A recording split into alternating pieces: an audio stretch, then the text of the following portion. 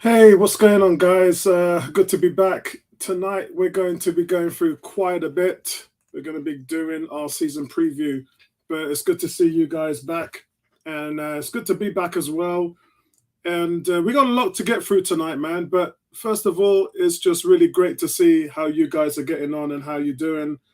Are you enjoying the preseason? Have you enjoyed the preseason? Are you hopeful?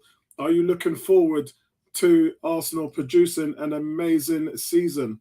Is it something that you're up for, or do you think that they haven't got what it takes? You just got to let me know. Tonight is all about having your say, and for me, I'm going to be running through quite a bit. I really did plan to start at 9 o'clock and do a presentation for Vinci, but somehow Vinci's video link, which I have here, isn't working. It's not coming through. So I'm not sure why. I'm not sure why it's not working or coming through. And I can hear him. So what I'm gonna have to do is I will upload this video separately to make sure that you guys find out what Vinci's view is, and then we'll just ride into it straight off the bat. So that shouldn't be a problem. But as I said, for me, guys, really, really enjoyed the preseason. Really enjoyed what the team were doing. Loved Arteta ball. Loved where we were going with the different type of things, our movement of transition. I think preseason showed us a lot. It really did. And maybe it's time that I just kind of covered that before the rest of the guys come in, because a lot of people are kind of thinking, well, what's the biggest difference between this season and then next season? But and I think it's quite a lot. I think the difference is vast. So I'm just going to run through that with you guys. Here we are. I'm just going to run through that with you guys. Yeah, but big shout out to all of you guys there. Let me know who's in the house, and if you guys are enjoying this weather. I only landed back in England, so just looking forward to getting into Arsenal now. So here we go. So let's talk about what is happening in preseason. Where are we different from everyone else, and what we're going to be looking forward to. So for me, guys, yes, we missed out on Champions League. Uh, Expectations were very high last season. They're even higher this season, but I think you got to give it to. Let me get rid of this banner here. You've got to give it to Edu. Edu has done a job, man. Edu has done a job. He's come in and he's been excellent in negotiations. He's been excellent at going after the players that you're supposed to go through, coming in really hot. And for the ones like Tielemans, just take your time and try and let the deal come to you. Sell some players. We already see some players now that are already been marked to leave the team. And those players are going to be able to bring in funds, which will basically pay for Tielemans. So it's kind of like you're dealing with something which is going to pay off team wise. Hey Tony, how you doing? Hey, it started early. No. It's 9 o'clock start, but I wanted to get Vinci's stuff out of the way first. Oh, okay. He sent me a video. I tried to play in the player, but it doesn't work. So I'm gonna have to upload it when I finish the stream. So I was just talking to the people about really the job that Edu has done and how he's turned it around, and he's been excellent in negotiations. Gabriel Jesus, I mean, we're talking about being in a position where we're not in the Champions League, and we still were able to bag some serious targets that are going to allow the team to challenge at that higher level. Because the players we've brought in, most of them are champions, they're winners, they're leaders. And that's very difficult to do when you only have Europa League to offer them. So I think it's been immense. And just going through one of the things that we're doing today, the guys are going to be giving their grades on the transfer window. And I have 4 of the grades in. We're going to go through them as we go along. And the grades are looking good, guys, man. The grades are looking so. I just realized I haven't put Bertram's in here, so I better put in Bertram's. But yeah, it's been very impressive. And we're still not finished, because normally at this time of the season, we ain't really bought any players in. season started, we're on the back foot, and then we do lastminute.com and everything's just a rush. That's not what we have this season. And I think if the fans can't appreciate that moving direction, then, then you're kind of missing the big picture. The big picture is that they just want them acclimated. They want to make sure the preparation is ready. And preparation, you can talk about Everton, you can talk about Orlando City, you can talk about Chelsea, you can talk about Sevilla. That's preparation. Preparation doesn't begin after the first 2 or 3 games of the season. And that's normally been Arsenal. That's normally been us under Arsene Wenger, under Emery. We're just, we're like Cinderella, man. We're just late to the ball, and then it just capitulates. It doesn't really happen for us. And we have to suffer with these bad starts. This season, we could see the team get off to their best start in the last 10 years. So I think that would really say a lot. Kuke says, what's happening? What's happening to you, Kuke, my brother? Daniel says, long time family. Hope everyone's well. Everyone's good, bro. I'm kind of tired. I'm kind of cooked. Just took my son out to do some shopping because I got back yesterday in the middle of the night. And it felt like I slept for about 12 hours. So just absolutely knackered. Daniel said, there is some sweet relationships going on between the clubs. I felt like any other team. 100. Yeah, there is. And I think that's what we've been talking about throughout the summer. Big yo to you, CJ. Big yo to you. That the owner, Josh Kroenke, is doing his job and always kind of has been. Edu's hitting strides. And then it was left for Arteta to get the team out in pre-season and do his bit. So it's kind of like everybody's just, the connection between all parties in the front office is working. And that is like filtering down through to the players. And the last part of that is for it to filter down to the fans. And while Palace isn't going to really tell us much, it's going to be that first game against Leicester City. That's going to be the game where it's going to really tell us what's going on. So everybody's coming in now. So we're going to get started with doing our predictions and everything. African Guna, what's going on with you, bro? Dude, I'm exhausted. Soccer took it out of me. My muscles are gone. Work is stressful, but I didn't want to miss this one, so I said, "Look, I'll jump on, do my stuff, go off. What you're on mute, Tony. Do my stuff, and then just watch you guys and listen to what you guys have to say." Yeah, you gotta stop using that terminology. Nah, soccer, football, interchangeable. I'm brainwashed.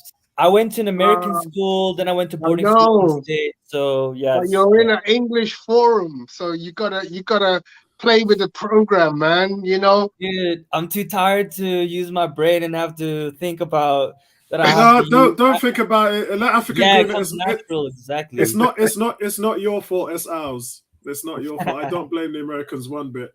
It's our fault. We're the ones that told the Americans to call it soccer. So it's our fault. If we told them to call it football, we'd probably be living in a different world right now. Did you guys see the tweet by Brighton about Mark Cucurella basically saying that no agreement has been made? They actually tweeted about it. That's weird. That's never really happened before. It's very, very different to I think how it usually goes. I think they're just trying to raise the price, to be honest, because they know that there's a lot of interest. I think by doing that, they're kind of acknowledging that the market wants him. There's a lot of attraction, and therefore they have a lot of leverage. And it's one of those things, early bird always catches the worm. And so when you get to this time in the transfer window, it's kind of quiet. This is a nominal time of the transfer window. It only starts to really get busy again at the end of August and then leading into the closing window. So those teams who have needed and prepped their buys from February, from March, the agents have been talking to the players and the teams for quite a few months now. Most of those deals are already done. So what we're seeing now is teams just trying to, deal with all the hard negotiations. And then, we're not going to see much activity from now on until the rest of maybe for another 2 weeks or so. What's going on, Nabil? Big shout out to you, bro. Hello, mate. How are you? Yeah, I'm doing good, man. I'm doing good. It's great to see you again. Looking well, looking healthy from your trips over to America. I've been sort of admiring the way you've been floating around, trying to see all them cultures and things like that. So yeah, man, I you know me already, man. I've literally gone to every state except for Midwest. So at some point I'll get around that. Okay. Good, No good. worries. So first of all, have you enjoyed the preseason? I kind of get funny about preseason. I don't really like to get too excited about Just it. enjoy it, bro. Don't overthink it. Just enjoy it. I do have a little glimpse. I tell you what, though. I tell you what I have noticed. I think of what I've seen, Liverpool and Arsenal seem to be the fittest and sharpest. Because I watched Kevin De Bruyne the other day in the Community Shield, and I was like, wow, training and match fitness matters so much. Because like first, I don't know, it's 20 minutes of him. He looked shambolic. He was giving away the ball. I thought, this ain't Kevin De Bruyne. But looking at Liverpool and looking at Arsenal players, they look pretty fit and they look pretty sharp. So, but I tend not to go too deep into it and read too much into it. Some of them I will actually skip. I just really want to see the first game of the season and see how well we prepared. Yeah, man. And Tony, what have you been up to? And again, wonderful stream the other day, heading out the Sevilla game. You must have been up for it, man. I mean, I didn't see the game. I saw the highlights when I was in Hungary. But what was your thoughts overall? And how have you enjoyed preseason? What's preseason been like for you, Tony? Yeah, so preseason has been excellent. I can say nothing more than excellent. I've been quietly surprised and encouraged and confident in the buying. I do have my issues with the selling, but that's another story. But the buying to me has been superb, but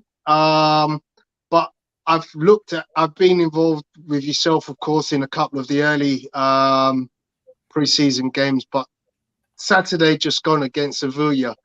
Clearly, Arteta was showing his first hand. He was like, here's my aces.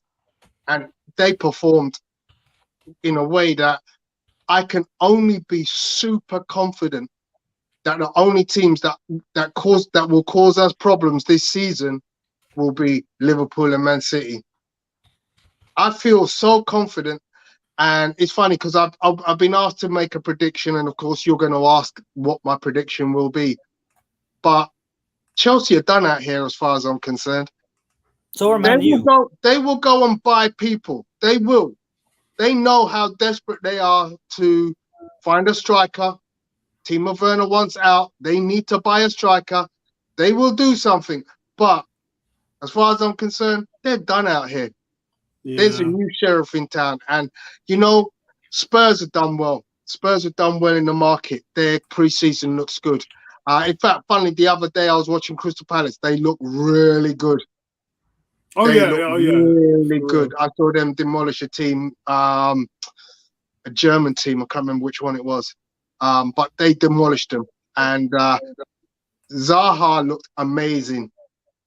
And obviously that's going to be a cause for concern down our right-hand side because we're without our first choice right back. And obviously, you got to think, does he play Cedric or does he play White? When he knows Zaha, as soon as he gets the ball, has one intention. So, African Guna, what's your overall thoughts of pre-season before we really, just kind of analyze what we've learned from there? I think a lot of similar feelings to Tony. Obviously, I watch every single game, including during the weekdays, stayed up until 3-4 in the morning to watch it. And yeah, it's just been beautiful, really. You're always excited for your team to play, but I didn't expect to see us gel the way we have and the way Gabriel Jesus has completely changed the team. I think definitely we're going to be a dangerous team. Like as Tony said, I'm super confident, and you'll see my predictions of how confident I am. I still want Tielemans when I look at the starting 11. Xhaka is the only player in there right now that I'm like, yeah, you shouldn't be there, and we need an upgrade on that. The rest, I'm really, really happy with. Saliba, look, there's this debate about whether we made it. It was funny in hindsight, right? We're saying, oh, look, Arteta made the right decision. I personally think he would have been as good, maybe not at me, it's slightly less, but he would have been this good, last season, in my opinion, for Arsenal. But anyways, look, the cards have fallen the way they have, and he's looking like an absolute monster. Odegaard as captain, I think, is a beautiful decision. I mean, he's the right fit for me in terms of a captain for Arsenal. Arteta's tactics, I mean, you can see, right? We kept talking about the last 2 years, the last 2 seasons. What's the identity? What do you want to do? I've always complained about us not creating chances. Now we're creating chances for fun. We're not going to complain about referees and VAR, none of that stuff, because we have enough talent to kill teams 3-4-5-0 like we used to back in the Wenger days, and that's what I'm really excited for. So yeah, I'm super pumped for the season. I can't lie. This is the first time in a decade I think we're ready. Tielemans is the only one I want. I don't hear this winger talk. We don't need a winger. We have enough to start the season. Maybe another backup right back, but for me, it's just replace Xhaka with Tielemans, or use Tielemans as a rotation player for if Partey gets injured. And guys, I mean, top 3. That's what I'm looking at right now. Top 3. So my overall thoughts, guys, I covered it a little bit before, but I'll just go into depth and summarize preseason from my perspective, and you guys can come in at any time. For me, number one is just the tactical changes. Now, the tactics have always been there. They've always been there, and we've sat down and we've been frustrated because certain things haven't worked. And they haven't worked because they just haven't had the right players in place. Danny, big shout out to you, man. Danny Bones, what's going on, bro? Well, go on. Long time, people. Yes, man, indeed. yeah.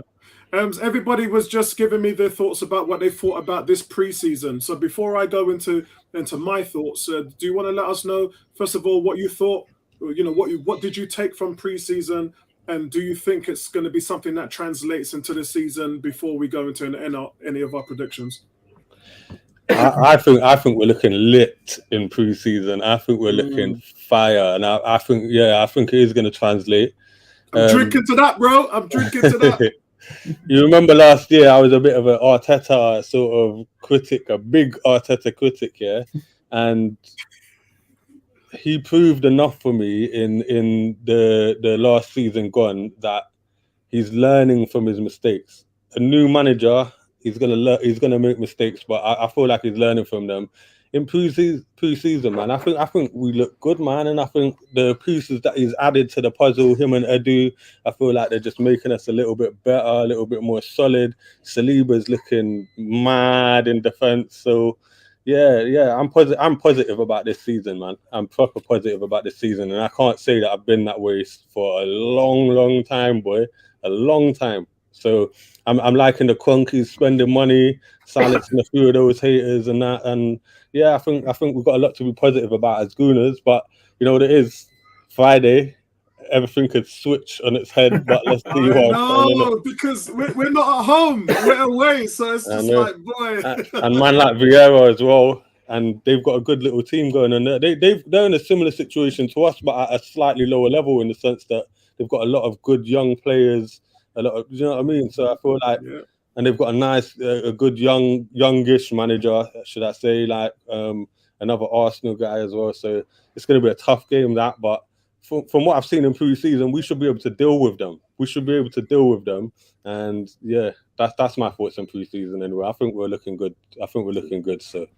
Wicked. So CJ says, I feel we'll lose to Crystal Palace on opening night. Wow. It's not good. Yeah, we're going to come into that. Kuke says we need Fabio Vieira available at least. We'll have some options from the bench like Nketiah and Pepe. Still like the quality up front.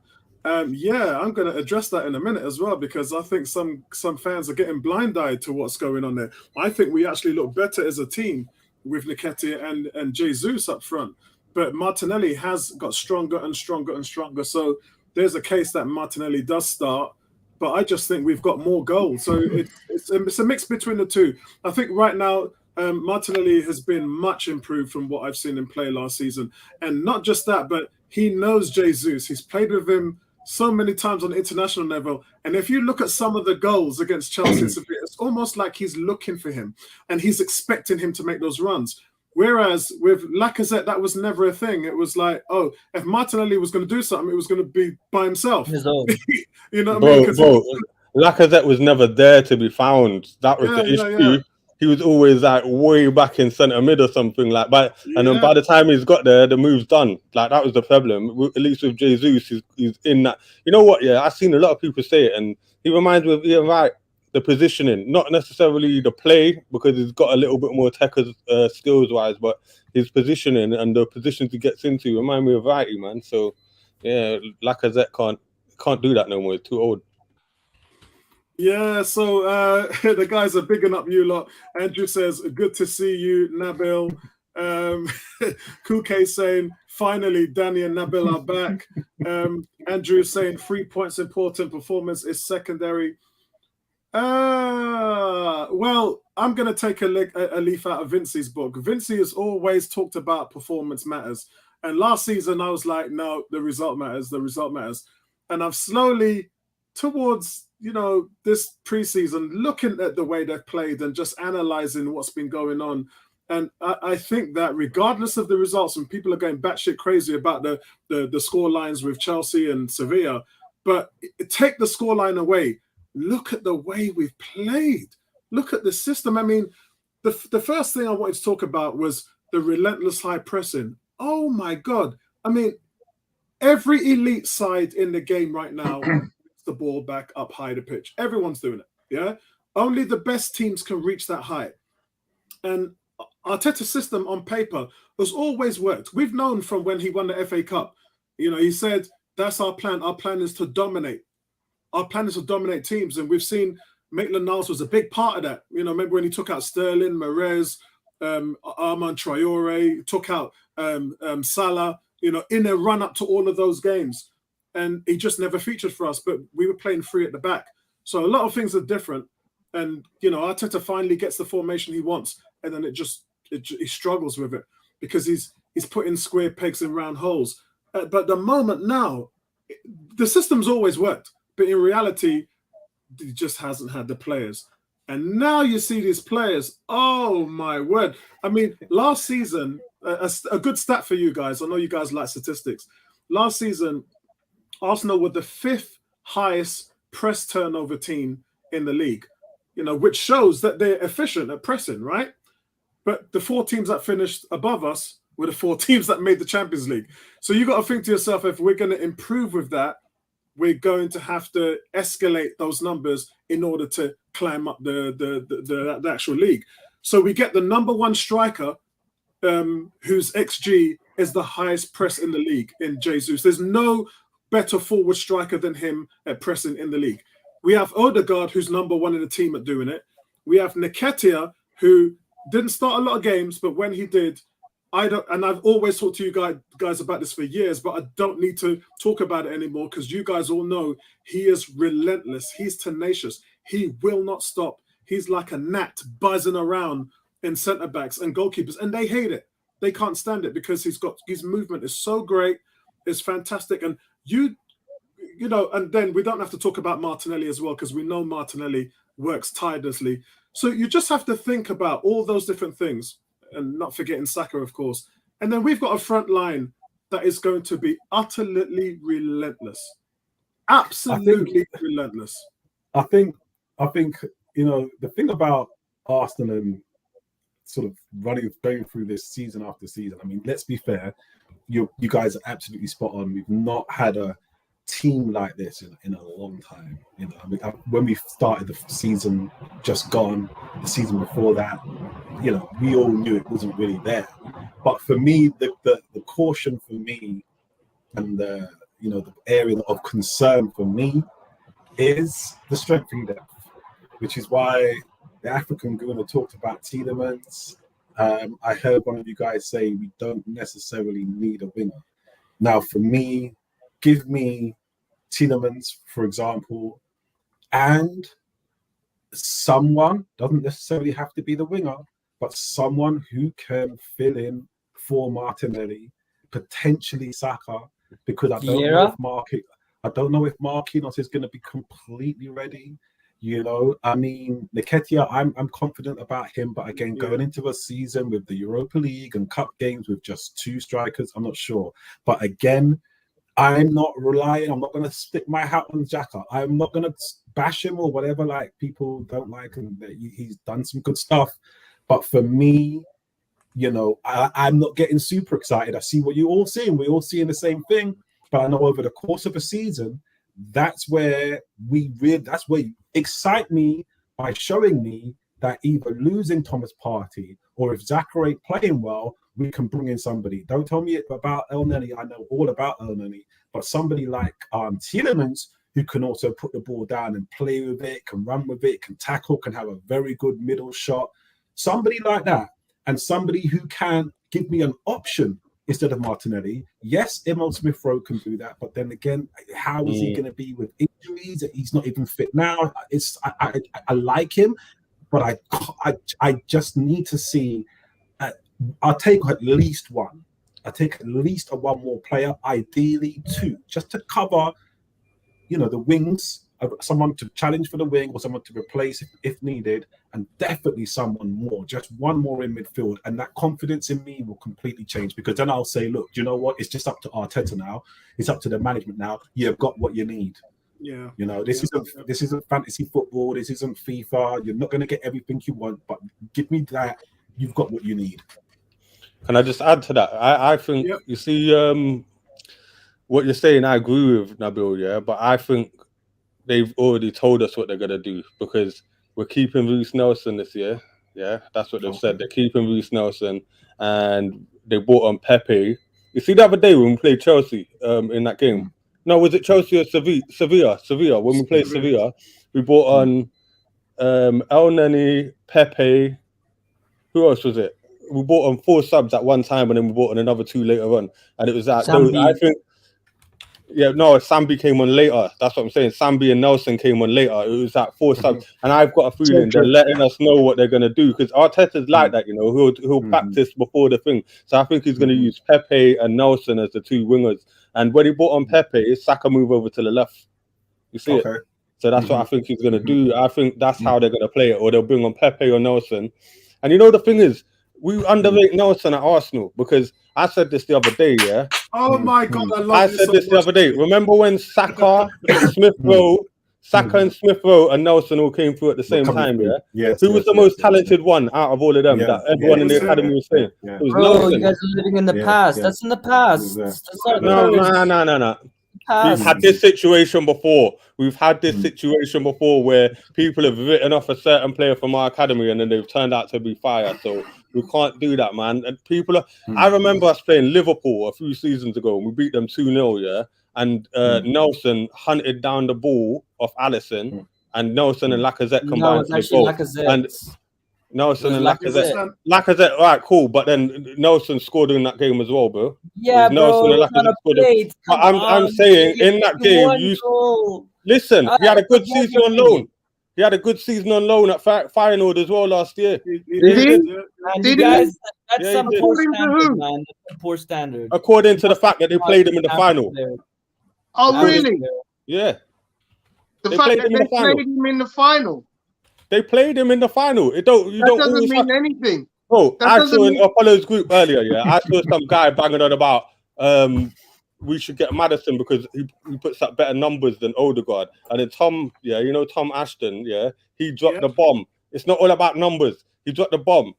Kevin Phillips, yeah, and people like Andy Johnson were getting better numbers than Bergkamp. Does that make them a better player than Bergkamp? No way. You can't compare Nelson to Bergkamp.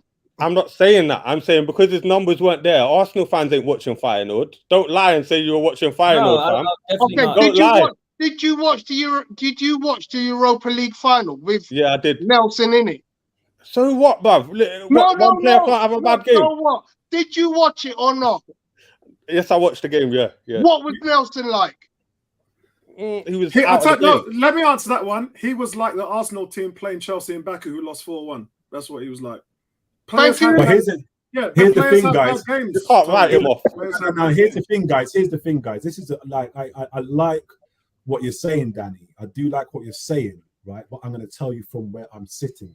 You know, it doesn't reassure me. Yes, you're right. There's a lot of potential there. I know what Pepe can do if you get him right. If you get him pairing right, I know what Pepe can do. Nelson, I know the potential that he's had, but African Laguna's got a point, right? Because, you know, how many names can we think of guys who were just going for it in the academy days, and then what the hell are they up to now? Zelalem. That is Zelalem. Massive. Yeah, but Nelson is not a Zelalem. Like, bro, you lot are talking as if we're going to be starting him as a sub. Listen, at the end of the day, what Danny's saying is just showing that you lot still haven't learned. It's a hard lesson. No, Apollo, I'll say this. 12 months ago, you were saying the same thing about Nketiah. And here we are. But I won't have that. I feel like with Nketiah, he wasn't really. I mean, there's a lot of people you can bring into that and say, well, you heard this from that such and such a person. But I just don't think he was given the opportunity. I think, like, if we got 10 games down here, if Pepe does come on or Nelson does come on, I would be able to give you a verdict after 5 games. Now I can't. And that's my problem, because if the worst comes to worst with that, that's when my the confidence that I have shows itself. I think that's it's almost like it's not tried and tested yet for this season, you know. But it's just potential of what they could do. I think that's a very intelligent answer. Hold on, Danny, I'll come to you in a minute, because the case we've always had with, and myself personally with Nketiah, is the same with Pepe. And I'm now moving and translating that to Nelson. You have to play him to see what he can do, and he hasn't played enough. We went through this. Pepe? No, Nelson. I think Pepe. Nelson, fine, but I think Pepe's had a fair shout, to be honest. Not last season. Last season. He did. Arteta's gonna, when Vieira's fit, he's gonna be above the pecking order in terms of him and Nelson, and I think he's going to be definitely used way more than him, and I think he's going to be way more productive in terms of Nketiah. Apollo, you know my feelings, and I hold my hands up. He's proving me wrong so far, but look, it's only been preseason. Just like Nabil said, I need to see him play 5-10 games. I'm going to actually make my new verdict, and if he does well, I'll hold my hands up and say, look, I was wrong, and he looks like a baller. But so you can count me out. You can count me out of that, because he already proved it to you at the last season. No, but that's your opinion, because you backed him. Not an opinion. You backed him even before he had those 6-7 games. Exactly. Yeah, so it's completely different. I'm seeing a new Nketiah now from what I previously saw. He's stronger. He's running better, and the combination with Jesus, he didn't have that before. So that's making him look like a better player. Can I just bring a little bit of semblance to the argument? Yeah. You're both kind of right, yeah? Apollo, you are right in that Eddie Nketiah did have a very successful end to the season. And the African Guna is absolutely right. You're judging him on a small sample of a season, yeah? Because if we took the same criteria that you just talked about, Apollo, and said, oh, well, he had a great end to the season, then we'd all be praising Joe Willock, thinking he's the next thing since sliced bread. But what's happening? I called that one too when Apollo was gassing him up, and I said, "Watch, we'll go back to those videos." Okay, do you guys actually watch my videos? Average. Okay, so before, and I put this up on the forum. Come on, guys, we're all big man here. We're all big man. Before Nketiah played at the end of last season, when Lacazette got COVID, he had already won the job off Lacazette the year before that. That's not so hard considering Lacazette wasn't that. And the only reason why he came out of the team is because he got that red card, which was soft. He shouldn't have had it. And Lacazette came back into the team and he didn't get back in. Before that, in all competitions, Nketiah had started 31 games and scored 22 goals. If you can't see that, we're walking into the realm of Walcott again. This is Theo Walcott all over again, where it's never enough. It's never enough. It will be the same said next year. I haven't seen, he hasn't proved it to me yet. It's going to just go on for years and years and years. And I've been through this with Walcott. I've been through it with Pepe. And Nketiah's getting the same treatment from you can't. Sorry, Apollo, I love you like cook food. I'm tired of this. I'm not doing that again, man. You're comparing Walcott and Nketiah. a player who scored you 15 goals in a season compared to a guy who's never got past 5. Tap-ins. No, That- I'm not. that's I'm not not. fair, I'm not. that ain't fair, I don't that want to ain't talk about the quality of his goals Yeah, because it's as gone. a You're never going to see footballer, it, and that's all there is to it. You're as a never gonna see it. footballer, he's a good footballer.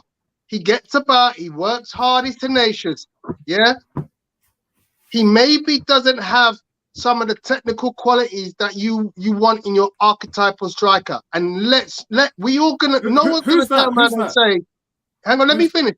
No one's gonna But who turn you around and talking say, about? "I'm talking about Nketiah." Yeah. Okay. Nobody will turn around and say that Nketiah shows flashes that he can be a able standing for Gabriel Jesus. Because what we've seen in Gabriel Jesus in his time at Manchester City and the short period of pre-season at Arsenal has eclipsed to any Arsenal fan everything we've ever seen from Nketiah. Now, that's not dispelling Nketiah as a quality player, but that's just saying there's elite and then there's the next level down. And if you want to talk about good quality strikers at the next level down, you could bring in Callum Wilson, who's a good striker. You could bring in the kid at Danny Ings. you could bring in Danny Ings. You could bring in the kid at Everton, Calvert-Lewin. They're good players. No one's ever going to say they're not good players. I agree with that. Are they capable of leading in the way that... Tony, the point is, I do totally agree with that, because you see when I think about Eddie Nketiah, I do think of third choice striker. I don't see him as a deputy for Jesus. I feel like we should be looking at someone who can play along the front 3 lines, the front 3 positions. But that doesn't make Nketiah a really good prospect for us. He still is a really good prospect for us, and that's what we're all about. We need to be developing players and bringing out the best in them, and not just throwing them on the scrap heap just because they can't make that grade just yet. He's a good player. He's a very good player, but he's just not a second choice striker for me. So that brings us all the way in about turn to Reece Nelson, who we've saying he needs to play in order to see what he can do, and you cannot write him off, just like we've written off quite a few players in the past. There are players in there. It's your job as a coaching staff, management team, to bring the best out and develop your players. And if we have the mindset of, oh no, I don't like him, so I don't want him around the club, or let's get rid of him. It's not about liking. It's about what you see. It's not about personal. It's not a personal thing. It's about development. That's all it's ever been. If we had done that right with Guendouzi, he would still be an Arsenal player now. It's all about development. No matter which cycle it is, when you're a player who's that age, you have to take the responsibility as a team to bring that player forward. So if you're not playing them, or if you're palming them off, and we nearly lost William Saliba. What I would say though, if you're going to look at who requires the most development, the player who is most capable, who has the most talent, is Pepe. So I appreciate what you're saying.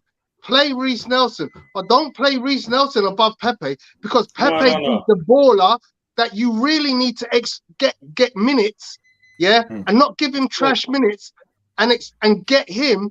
If you can get Pepe performing, in a way, he should be arguing. Yeah, but what if you can't? Saka or Pepe? Because we know when Pepe's on his number. My question: what if you can't? And thank you, Nabil. That's my problem. What if you can't? Yeah, I'm Pepe's biggest fan, but I don't think he fits the system. So far, we've shown that we can't. What do you mean he don't? He can't say he don't fit the system, Apollo. Your own statistics prove it. 18 goals and 10 assists. I know, Tony, I know, but I just don't think he gives what Arteta wants in this current system. Hang on, wait. Did he not? There's a reason why he's not playing, Tony. First 2 years, though. Did he not give it? Tony, but last year, Tony, is a measuring stick. It's a benchmark. But last year he didn't play. Exactly, because I don't think that Arteta. How are you measuring him? I don't think that Arteta thinks that he fits his system well. Let me just say something. Yeah, obviously Pepe comes on before Reece Nelson, innit? Like Pepe is that guy who can be an impact sub. He's proved it a number of times. He can come on and get the goal. Reece Nelson is a guy who comes on when you're 2-0 up, 3-0 up, and he can tip the team over.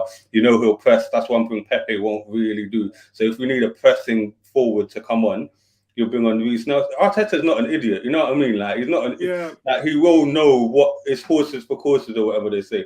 But let me just pull this up because while you lot were talking, I thought we were comparing Walcott and Nketiah. Yeah, Walcott. Yeah. At the same age as Nketiah was last year, had 8 Premier League goals in 35 appearances. Nketiah had 21 appearances last year, and we know most of them weren't starts and had 5 goals.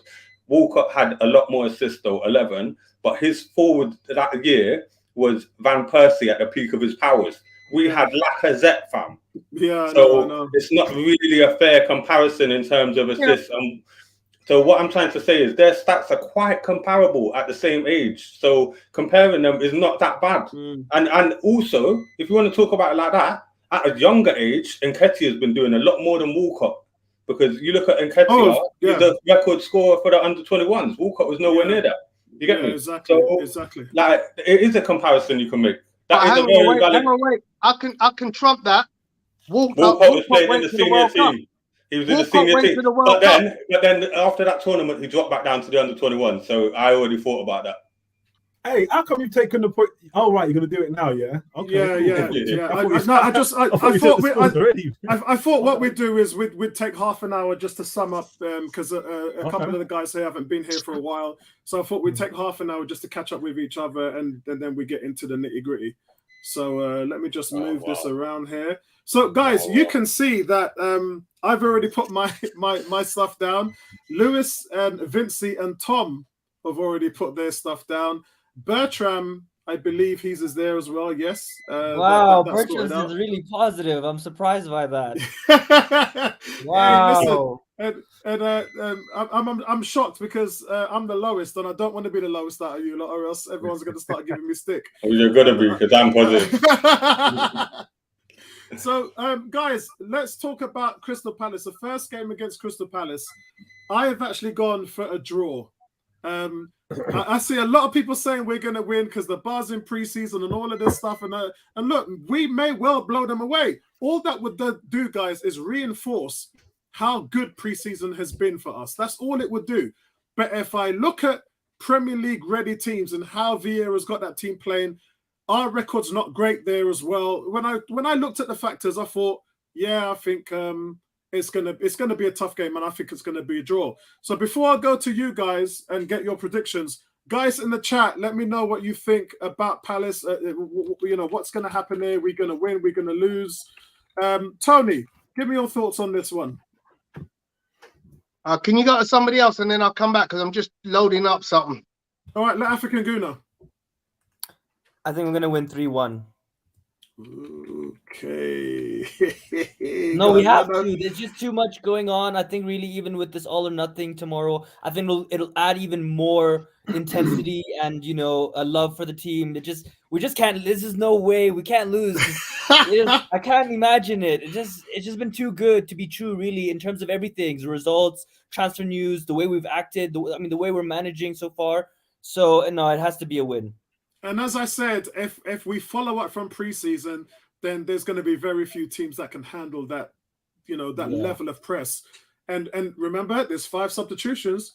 So if them guys get tired, you can just switch it and then put on a Zinchenko if you need to, put on you can put on a Nketiah if you need to, and just try and keep that balance. Put on a Smith Rowe. Yeah, although he's injured, but there's just a way how you can, we know Fabio Vieira's back in training now. Tomiyasu's back in training now. So, so there's things that we can do. Nabil, you go. What are you going for on this one? 3 points. 3 points. Tough game, very loud over there in South London. Great fans. But, I mean, this is Arsenal. This is, Odegaard is purring. Saliba's pairing. You've seen it in pre-season. Like I said, I don't get excited about it, but truth be told, I mean, Palace are nice, but they are Palace. This ain't Liverpool, this ain't Man City, this ain't Man United, this ain't Spurs, this ain't Chelsea. Don't do that, Nabil, man. Don't do that, Nabil, please, man. You're tempting fate there, man. Huh? You're tempting fate, bro. But that's what this whole show's about. This whole show is predictions. Everything is tempting fate. I got to just slap that out of the way and say I'm not bothered with all of that. Palace are a nice team, you know. Our boy Tariq Mitchell, you know, Apollo, you know the family, you know the entire family. I knew the dad. I know Shane. I know Cracker, his dad. Cracker's Tyreek's dad. I know his mum, Dawn. You know, I know a lot about Palace, and Tyreek's a nice player, and I like him a lot. But no, we're expected to beat Palace. They're a tough opposition, but we got to beat him. Don't talk to me about fourth place if you're going to talk to me about losing to Palace away. Yeah, I think that's where the mindset for Arsenal fans will change now. Like normally last year you'd say, yeah, it's going to be tough, or whatever. But it's not tough for Liverpool. It's not tough for City. And if that's where we want to be, we have to start judging ourselves on that level. You know, I took a expectations sabbatical last season because I took the pressure off myself by saying, look, we're not good enough to finish in the top four. And you know, I thought we was going to finish 8th because that's where I saw our ballpark. So I was very surprised at the end of last season, and I didn't let the end of it sort of bring me down either, because for me, 5th is pretty much where they're at right now. But for the amount of money that they've spent, they have to deliver. You cannot be the highest spending team 3 out of the last 4 seasons and not talk about excelling in the top 4. So my expectations have gone way up, even though you guys are probably eyeballing my league position here, which is number 5. I might change that to 4. In fact, let me do it now. I change that to 4. Because I've never set myself up to fail, but for this season we've just done too much, spent too much money, come too far. All the dead wood outside of Xhaka is gone. All of it, it's all gone. And last season we did everything but buy a striker. The midfield, the defense, the goalkeeper, that was all Arteta's. Now Arteta and Edu have got their striker, so that's it. It's done, guys. Yeah, the transition is done. Now we have it. Now we got to move forward and press on and get the results. So, you know, no more. This is year 3 of the 3-year plan, even though he signed an extension. And this was supposed to be year 3, getting us into the Champions League. So we're right on course. If we can do it, if we made the Champions League last season, we would have been early in our development as a team. But, you know, I'd like to see us push for Champions League. And then in the next 2 years, go out there, try and win something. Yeah, try and win the league, try and get into the Champions League, trying to take it to those teams and keep on strengthening the team. That's where I'd like to see it. Danny, result against Palace. Mute, you're on mute. Oh, it's on mute. Yeah. You're on mute. Sorry, let African Guna do it because he's got to go in 5. Yeah, that'd be great. Okay. No, go for yours, Danny, and then I'll go through mine. Yeah, because you can do the whole lot, like African Guna, if you've got to run. Yeah. Palace, we're gonna win, man. We're gonna win. Okay. What I was saying to Nabil, is don't be like it's just Palace, because that's where we get fucked. I think we're gonna win. Like, I think we're gonna batter them, and now I'm gonna do it. I'm putting my head on the block. I think we're gonna I don't think the Premier League are ready for us this year, bro. I don't think they're ready. Listen, remember when Liverpool came from nowhere? Remember when everyone was like, Liverpool, they finished 8th. Like, watch, that's us this year. That's what I think. We're going to be the dark horses where people are like, shit, Arsenal about it. People are starting to talk now, you know. The most hardened Arsenal hater has been turned around. But all the Man U guys, you know, Neville and Keane and all that, they're talking so much smack. They're rattled, bro. Super rattled. So that's how you know we're back. Adrian Durham has turned around and said Arsenal are legit. And for him to say that, and he's a man that we all bun him long time ago, yeah? We bun him long time ago. For him to come in and say it, that's got to tell you something, because he hates Arsenal with a passion. Yeah, he does. So, so African Guna, look, we've got an average of 2 points here from the votes so far. African Guna, do you want to run through all of your results, African Guna? Yeah. In case we, all right, okay. Do we want Tony to go first so we can complete that first row, and then I'll just go through mine? I'm not too worried, because Ebony's coming in later, and so is Neomis. As you guys know, Neomis is 8 hours behind us, so he's going to be coming in the next 15 minutes, and so will Ebony, and then we're going to be pretty much set. So I'm going 3-0 against Leicester. They're going to be a mess. They're losing all their players. Kasper Schmeichel out. I'm sure we're going to get Tielemans. I think they're going to be in shambles. 3-0 Bournemouth, 3-0 easy. Fulham, 4-0 probably. Yeah, I'm super confident for that. Aston Villa, I would say 2-0, 2-1, but still 3 points. Man U. Hold on, whoa, hold on. Is Tom Aston in that room? Is Tom, are you there? What's going on, man? This I Tom mean, Aston, no. this Well, guy's so far I'm on track with Bertram, right? And I think that for me, I'm using him as like a level-headedness, because if he is gassed for all these games like I am, then clearly, I mean, we're seeing the same thing, right? So yeah, I was talking to Bertrand today in depth, and so me and Bertrand was going back and forth on this, and so yeah. That's where Bertrand look, is, man. I can see why he went for a draw against United, because he's being cautious. I think they're going to be still crying over Ronaldo leaving. So 3 points, 2-1. It'll be a tight game. It'll be a tight game, but I think we'll get the 3 points. Everton 2-1, 3 points. Brentford 3 points. God! Spurs. Whoa! You just said 3 points at Brentford. Yeah. Yeah. 1 point against Spurs.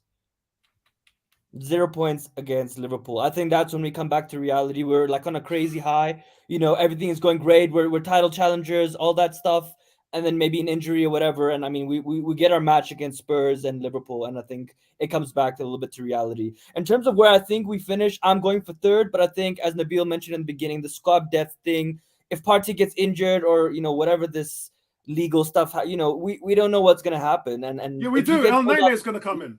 They got then I need to change my scores, because if El Neni comes in, then it's trouble, man. Because Partey's been immaculate. I mean, he's been immaculate, Yes. right? He's just he's looking on top of his game right now, and it's just gonna get better and better. The more comfortable this team gets, playing the system, which it looks like they already are. So I'm gonna say fourth, because I'm aiming for third, but I'm gonna be comfortable and be like, put a little bit of a buffer. Fourth is still a good season for me. Transfer rating for this window is an 8. If we get Tielemans, it goes to like a 9, and depending on who we get out, in the final weeks as well, could even get to a 9.5 or 10. Already has exceeded my expectation. I never thought Arsenal was going to go and do this. We've been asking to buy Premier League players for years. This is what Wenger should have done years and years ago. And look, I mean, the past is the past, and we're finally doing the right things. We can't say anything about Kroenke. No one's talking about the Kroenkes because they're putting their money where their mouth is, and it's amazing. So yeah, I give it an 8. Leading scorer, I mean, without a doubt, Jesus. And you guys know how much I love Martinelli, right? I love Martinelli, but Jesus has already become my favorite player. Like, it's just impossible. You just have to love this guy. He's just brought something else to this team we haven't seen since Sanchez. And he looks like a better all-round player than Sanchez right now, because he's coming it's all pre-season, man. It's just absolutely amazing. So leading goal scorer for me is Jesus. And yeah, is there anything else that I need to go over? How much goals is Jesus gonna score? 18. You can see I've said 20. I've said 22. Bertram said 18. Vinci has said 18. This is in the league, right? Yeah, in the league. Yeah. I think 18 is fair. 18 is fair. God damn, all of you lot are gone for that then. Okay, all right. So you're all set. So, you can see how gassed I am for Friday. I know, bro. Yeah. But you know what? I don't want you. You're a man that sometimes you might gas yourself up too much and then get disappointed. No. This time I have reason. There's backing. I have data. I got statistics to back it up. It's called Saliba. It's called Gabriel Jesus, and it's called Zinchenko, and hopefully Tielemans. That's 4 main players into our team. We've never signed in a transfer window players that come straight into our team and make an impact, and we have this time, and they fit the system. There's just too much positive for me not to be gassed this season, really. And I'm just really hoping that after all the years of suffering, we finally get, some good moments, and consistently, not just when you beat Spurs 4-2 or whatever, these one-off games beating big teams. No, we're going to be consistent this season, and that's really my feeling. So thanks for letting me have my say. Enjoy the game on Friday, guys, and we'll chat soon. Yeah, I will Thanks, do. Brilliant. guys. Cheers, Thanks. guys. See you soon. So Take care. let me just bring in with one 101 member. In comes another. Neomis, how are you doing, bro? Hold on. Yeah, you're off mute now. I'm good. I'm good. Apologies for my lateness. Yeah, I had some stuff I had to do, but I'm ready to talk about Arsenal. How is everyone? Yeah, everyone's pumped, man. Good. We're all so excited. And guys, I do have some sad news. I'm not going to be around on Friday to do the stream because of something that I have to do for the family, and I cannot cancel it. So I'm not sure whether Tony's going to do the stream. You better believe I'm going to be doing the stream. Yeah. So I'm super amped about this game, bro. Yeah. So again, I'm not sure whether Nabil, Danny, the rest of the guys. I know Bertram's still working at that time in New York. I'm in for the season, yo. Yeah, I'm back for the season. I'm over my stuff. I'm over my illness. I'll be back for the season. Come join me, bro. Come join me. Yep. So I will have to pick up the slack later on. I'm gutted because I'm actually going to miss the game. So, but I promise, family's important to me, man, and I've got to do stuff with my sister. So I've made a promise that I'm not going to break. So, oh my God! You know what? I just realized. What's that? I have a dinner on Friday. Oh my God! Oh my God! So we're not even doing a stream on Friday. I can't miss the game. No, I'm gonna do the stream, but I'm gonna do the stream. Oh man, I'm gonna be like this on the stream. I'm gonna be munching on the stream and that. Plastic Gooners, what are you doing, man? First game of the season. Look at you. Shocking behaviour. Yeah, I'm not going to get myself out that one. Big shout out to you, Vince. He says, African Kuna, after that comment, you're no longer co-agent for Martinelli. And Andrew says, is that emotionally Apollo? Yes, it definitely is. Yes, I'm afraid it definitely is. Got another one here. Somebody is Andrew Roach is mocking Neomis, bruv. Like, yeah, you need to see that. 18 said, Apollo, will you be grading Xhaka this season, please? God. Maybe. I guess. Say the truth. In an ideal world, Xhaka isn't in your team, so you don't have to grade him. Yeah, there you go. Thank you, Tony. Always got my back. Dan says, sounds like a bunch of supporters of different teams chatting. No, man, it's Dan, you've been here long enough to see what we're all about, man. So Aaron, big shout out to you, Aaron. He said, I think Palace will be gassed from last year, still doing us without Gallagher. I'm hoping we connect it. Yeah, Gallagher was big for them. I think they're going to really miss him, but they've got enough in there. Yeah, I think it would be tight as well. I do think it's going to be tight. So, guys, move on to Leicester City. Okay, you didn't get my score, buddy. Oh, yeah. I was going to come back to that. I was going to come back to your score and then come back to Neomis's overall preseason. But, Tony, have you figured out your score? Yeah, it's a win for Arsenal. I'm going to go with a 2-1 win for Arsenal. Wow, you guys are making me look like dead food right now, man. Neomis, first of all, how was your preseason? What did you think of it? And then what was your prediction for the Palace game? Preseason was amazing. I think for Arsenal, I think it's been good, but it is preseason, and I think that's how that's how I have to look at it, because then you get in the situation where you're like, oh my God, like everyone does it. Someone does it. We're gonna say we're gonna win the league. And then all it takes is one loss out of nowhere, and then it just all goes pear-shaped. So, but Neomis, I said to them, part of a good, well-oiled machine is planning and preparation. So that's the reason why people are excited.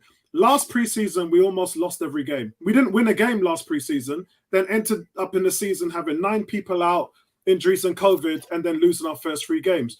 So people have seen a different side to it now, and it's not just a different side. It's what the team's like in transition play, the tactics that have been fully implemented now, and have actually people who know what to do in them. How cool Arsenal are under pressure, and how well they play the ball in possession. Those are things we haven't seen. We ain't seen that. Like watching the ball. Watching but the ball thing is going that forward is like watching ping ball. It's just like defenses can't deal with it. again, like with some of the games in the top 10, let's see if we can actually do that with some of those teams. Like that's all I'm saying. Like how we played the players. I like the fact that we're ahead of a lot of teams when it comes to preseason. Like people talk about the Chelsea game. That tells me one thing. Like we're way ahead of Chelsea in terms of getting ourselves up to like match straight. And I like that. But I take everything with a pinch of salt. And it just means that I think that we'll start reasonably well. But once we start getting into 5-6 games in, I think it will start to level out with all the other teams that should be around similar level. So preseason overall was very good. Yeah, and I think a fast start is Andrew saying, Apollo, I can take over. Peter saying Xhaka is beginning to cope. He is beginning to do some things in the final third and also reach the box. I simply want him to get better. Now, while I don't disagree with that, Peter, I think when you look at the other options like Zinchenko, if you look at how Fabio Vieira has just racked up the stat sheet and you want to see if he has transitional skills, transferable skills over to the Premier League, because if he does, then you're looking at another Bruno Fernandes coming over from that league. So while I agree with you with Xhaka, they've brought some players in who are just balling right now, and then you have a young player you're developing like Sambi, and Sambi's just about been one of the better players in our preseason this year. He's been phenomenal at the number 8 position, and I want to see more. I want to see how far the rabbit hole goes with Sambi. So I get with Xhaka, but I think with Xhaka, what goes against him is we know what he can do. We kind of know his ceiling, and I think if we can get more out of that position, it can only help the team. But he's probably going to start on Friday. There's no two ways about it. But, I could be wrong. And so, guys, Leicester City, I've gone for a win. Neomis? Oh, you haven't even given me Palace yet. Sorry, Neomis, what's Palace? Palace, I would, same as you, I'd go for a draw in that game. Okay. My brother from another mother. Yeah, go on. Actually, he's old enough to be my son, so I look at him more as a son now. And what about Leicester City? I'd actually go for a win for that. Hey. Danny, where are you seeing Leicester City? Is it all made up as it seems, Danny? Are they gonna Vardy's 36, losing Tielemans, losing Maddison? Can you see a situation where none of that really happens, where Tielemans and Maddison are still playing for the club? I could see them still playing there. Like they will. I think they'll leave by the end of August, but I think they're in internal turmoil anyway. Like the fact they haven't bought anyone, that is mad, bro. Remember when we did that and how we played that year when we just bought Petr Cech and that? It was just. So I think they're in severe turmoil. They've just lost their keeper as well today. So we have to win that game, mate. You're gonna see here that I'm weirdly positive about this year. I think that's another. We always beat Leicester at home as well. It's like I know. Like 3 things in life are certain, yeah. Death, taxes, beating Leicester at home. So we'll beat Leicester at home again. Who have we got now? Nabil, are you seeing this the same, or are you seeing something different with Leicester? Because the thing about it, Nabil, is I think Iheanacho has actually been fantastic for them. And they've actually gone out and bought other players to try and cushion the Vardy blow. Because let's face it, Vardy can't even play more than 15, 20 games these days with his injury record. So are you seeing that, Nabil? What's your thoughts on Leicester? A win, 3 points. 3 points, nothing more to say. I mean, like I said, my concern is the strength in depth for us and who's going to, come in should we need them. But given the first team, given the way we're playing, given what I like about our team, I 3 points all the way. But just got to let you guys know that I've only got half an hour on the stream, and I've got to go because I've got my son here. And, So if you want, you can just drill through yours now, so there's no pressure on you completing that. okay. And then you can, and then you can just come I'll in stick- with your opinions if need be. I'll stick around because I can hang about for half an hour. But mine's pretty straightforward. There's no commentary needed. For me, Bournemouth away again. That's 3 points for me. Yeah. Fulham at home, another straight 3 points. Yeah. Villa at home. Is that at home? Another straightforward 3 points. Yeah, Nabil, we've got 6 home games in the first 10 matches. So yeah. I mean, yeah.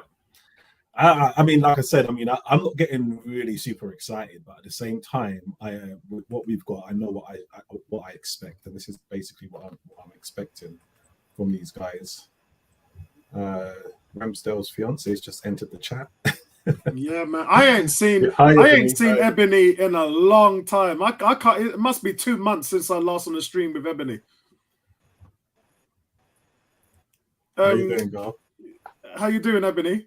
I think she's at work. Yeah, she's at work. Hi, guys. Hey, there you go. Yeah, tell them to hold down that Wi-Fi at work, man, to make sure that thing is working proper now, man. What about Man United, Nabil? Yeah, this is the one that I had to stop and really think about and weigh things up, and it's an away game as well. But truth be told, looking at where we are now, because we don't know who's coming in, I doubt if they're going to get De Jong, and just the way we're set up versus them. They got Ten Hag as well, but I see us beating them. Nice. Tight. Yeah, a tight game, not a draw. It's not going to be a draw. It's going to go one way or another, and I fancy us to beat them. As looking at what we've got now and what they've got now, that's my prediction. Everton is another 3 points. So yeah, Tom is very infectious. It's spreading. It's definitely spreading. Yeah, well, that's 3 points. Now here's the banana skin for me. This is the banana skin, and this is where I say we get a draw here. Yeah, just a little bogey team, I guess. Brentford, but they're tricky. I think they're tricky, and I'm going to go for a draw with that one. So that's a point. Okay, that's a point. Yeah, a couple of people have seen that as well. Now this game against Spurs at home. Yeah, Spurs don't win at the Emirates. Period. They don't win at the Emirates. Yeah, they don't. But look, I tell you what it is for me. Conte is a good manager. We've had some experiences where they are in a little bit of transition. Yes, we are as well, but we're further down the line with them. Conte is a good manager. Richarlison is an option on the flank that I don't like, because we're going to be tied up with We're going to be tied up with Kane, and he's going to pop up and he's going to hurt. He hurts us with Everton, and Son. He's a great player. Vincey has just sent you a message saying De Long has agreed personal terms with Chelsea, not signed. Well, I mean, I'm not going to go into it right now, but when I heard Tony writing off Chelsea and they've just bought Sterling and Koulibaly and Silva and Cucurella, they bought Cucurella today. How did they buy him? Oh, wow, they snatched him up. They got him today. They gazumped Man City. Yeah, well, look at that. I mean, Cucurella is nice, but for me, Koulibaly and Silva in defence is a tough thing. You can't just dismiss that as nothing. That's a lot of solid, real. I don't understand that. Cucurella over Reece James. Are you mad? No, but do you remember what he did to us last year when we played Brighton? That guy savaged us, bruv. He's proper. He's nice. Of course, he's nice. Of course, he's a nice player. Over but then Reece you've got Sterling as well. All I'm saying is, do not just dismiss Chelsea like that. Don't do that, mate. And you can't do that. They've already got some decent players. No, they don't have a number 9, but they've signed well. Who's going to score their goals, bro? I don't know. They might have to just drop that false 9 with Lucky Kai Havertz. I don't know. I'm not going to argue with that. But I tell you something. One thing I don't like, one thing I really do not like, is Thiago Silva and flipping Koulibaly. You're talking about at times both of them have been touted as being the best centre backs in the world. You don't get that just for a flash season in a pan. You don't get that. These are top draw players. So that makes me a little bit worried. But at the same time, I still think we are more together. We are more together. We've got something more as a team You know, we're more rounded as a team, and I like that. But like I said, I'm not gonna get too gassed too early. But with Spurs, you know, my first answer was a loss to Spurs. It was a shock loss. At home, So, oh my God. Yep. Wow. It was because, like I said, what we do as supporters, we can get a little bit emotional. We can look at the stats and yada yada yada. But do we really look at the opposition, especially when it comes to a team like Spurs? However, the home factor does play a part.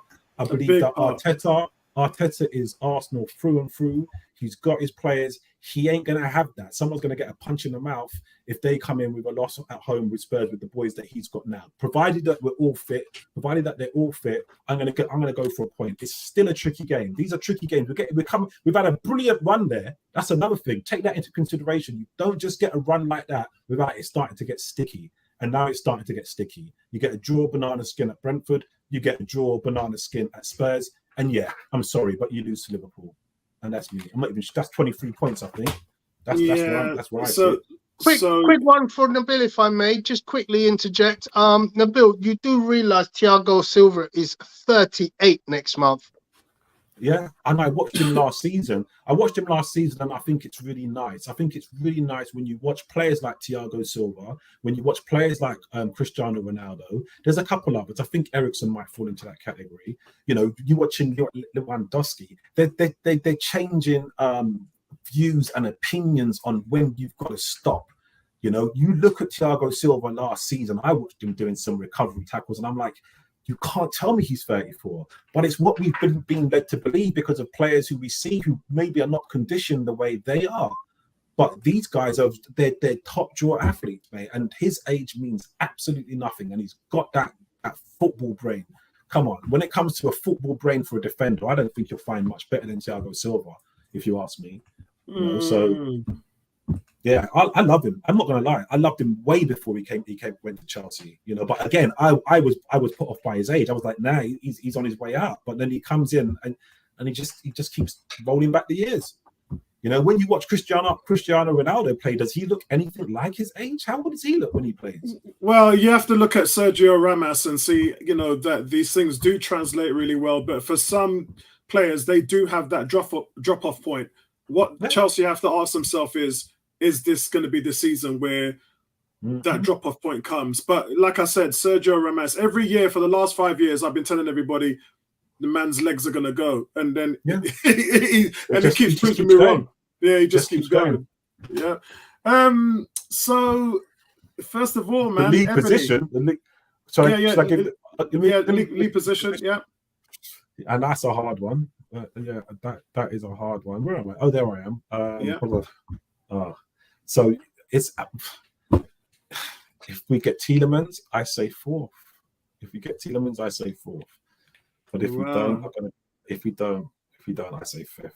I'm sorry. Yeah, because I'm saying fifth, and I just switched it to fourth. And yeah, fourth. I don't want to overly commit myself, but because look, man, it's been tough. I mean, Spurs have had a really good summer as well. You know, and they're going to be our direct competition. The only thing that changes is if Chelsea capitulate and do a Man United. That's the only thing that changes. And that's the thing. We don't really know. I mean, I'm looking over my shoulder at Chelsea. I'm looking over my shoulder at Spurs. But at the same time, I'm not going to disregard Man United. So, you know what? It's tough because I don't really put myself behind Spurs or Chelsea. But at the same time, you know what? I'm going to stick with fourth. I am going to stick with fourth. I'm going to stick with fourth because one of them has to go. One of them has to go. Right. Transfer window rating? Again, put Tielemans in there, and I'll probably give it an 8.5. As it is now, I don't know if can I say 7.8? Yeah. You can say whatever you. Yeah, 7.8. That is a banter rating, bro. Yeah, that's bro. 7.8 is not. I watch movies where it's not 5 or 9 or nothing. You can go inch up a little bit, just a little point on top. For me, it's a 7.8. So here's my question: Why not an 8? Because for me, I think their transfer window is a 9. But I'm not going to give them that until I see if they can bring in Tielemans. So I've gone 8.5 because look, if we don't buy any other player for what we brought in this year and starting to get rid of, 3 players just left in the last week, I'm hearing another 2 are going to leave within the next 48 hours. So, what has not, everything's gone right for us in this window. I'll tell you what it is for me. We're coming into from last season and the learnings from last season. You need to give me 3 key signings. And when I say key signings, Jesus is a key signing. Someone who's just going to go straight into the first team and drop out, someone who we don't need. And some of our players are nice enough to stay there, but I would like us to improve on them a little bit. We're talking about Xhaka. I'm not going to slag him off, but I'm looking for someone who's going to come in and partner party and make that midfield just robust. We haven't really done that just yet. Zinchenko is a nice player. I've liked him from the day he walked into Man City. He does give Kieran Tierney competition for his spot, but I don't really feel him as a key signing. He's a good signing. We've all had good signings. They're good signings. They're good squad players. But what I'm looking for is at least 2 players who walk straight into the first team and improve us. We do not have that yet. Jesus is what we do have, and he does walk straight in and he does improve us in that way. So it is a great window. It's a good window. 7.8 is not a lousy score. But for me, like I said, I'm looking for at least 2 first team acquisitions, and I see just 1. I don't see him as that completely just yet. Yeah, a lot of us do. When we were talking the other day, we said if Tierney's fit, Zinchenko replaces Xhaka. That's how I see the team. A lot of people might be different, but I think some fans are starting to come around to that now. Zinchenko's a guy you cannot leave on the bench. You just can't. He has to play. He has to play. He's the total package. You have to find a way to get that brother on the field. Leading scorer, Jesus. How many goals is Jesus going to score? You answered that for me. Actually, I think it's going to be Nketiah. No, really. Leading scorer. I like him, and we are a creative team. I'm going for 20. Oh, nice. See, that's there you go. Right, so yours is done. So you can stick around as long as you need to chime in on any of the opinions. But if you're busy, then you do what you got to do, bro. So we're still in Leicester. Tony, what's going to happen against Leicester? I don't think anybody's gone anywhere outside of a win. I mean, there's a big emotional return to Highbury, obviously, after playing the Friday away at Palace, coming back home to Highbury. The new year, the crowd, the fans make it, the fortress. Because, a really interesting statistic came up last week. Apparently, Arsenal is the worst ground according to the fans of other teams. Why? Because that can't be right. The 3, and I'll tell you the 3 worst teams as voted by all teams. So every team had their vote. They surveyed many people from every team. Arsenal came out worse. Man City second worst. What? And trying to think who was the third. It might be Chelsea. What was it? Atmosphere, on atmosphere. Why? What they thought the atmosphere was horrible. They consider the atmosphere in other stadiums better than Highbury, and I can understand that. Yeah, I mean, not anymore. You and I disagree. you and I know. Last year was phenomenal. Yeah, but it wasn't every game, Apollo. And you and I know when things are going well at Arsenal Stadium rocks. And I think one of the games that was the best game was the Wolves game when we were behind, and every Arsenal fan could feel that we was about to score.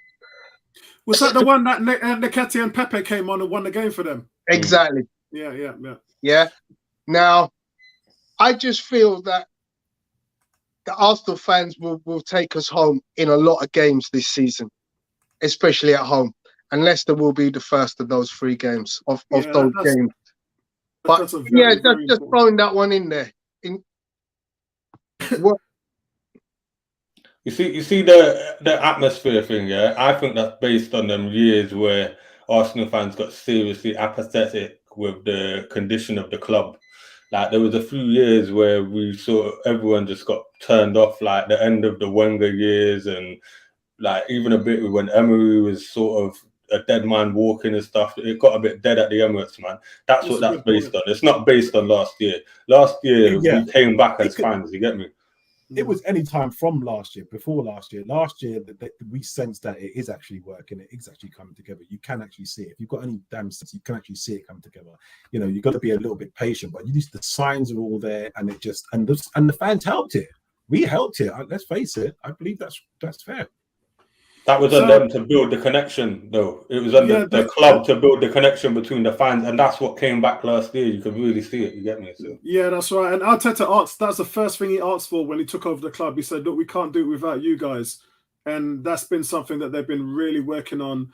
And I like the fact how they've got them integrated and just they care. You know, the players care. The club, they put the fans first. Adidas has kind of turned the corner. I still think Nike has been, was the elite kit maker, but Adidas is starting to sort of turn my head a little bit. Adidas has started to. There's a pattern now with Adidas, and I like what I see. Ebony, can you blow me up a little bit for a second? Because I'll show you this statistic. Right, hold on a second. Hold on. Let's see.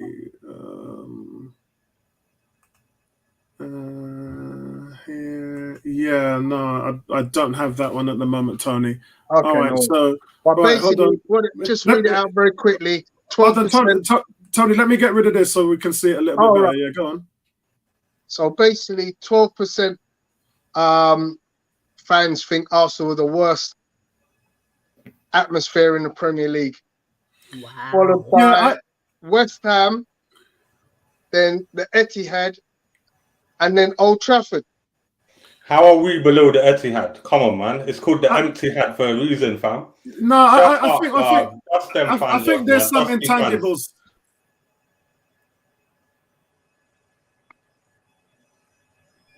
You're muted, didn't you?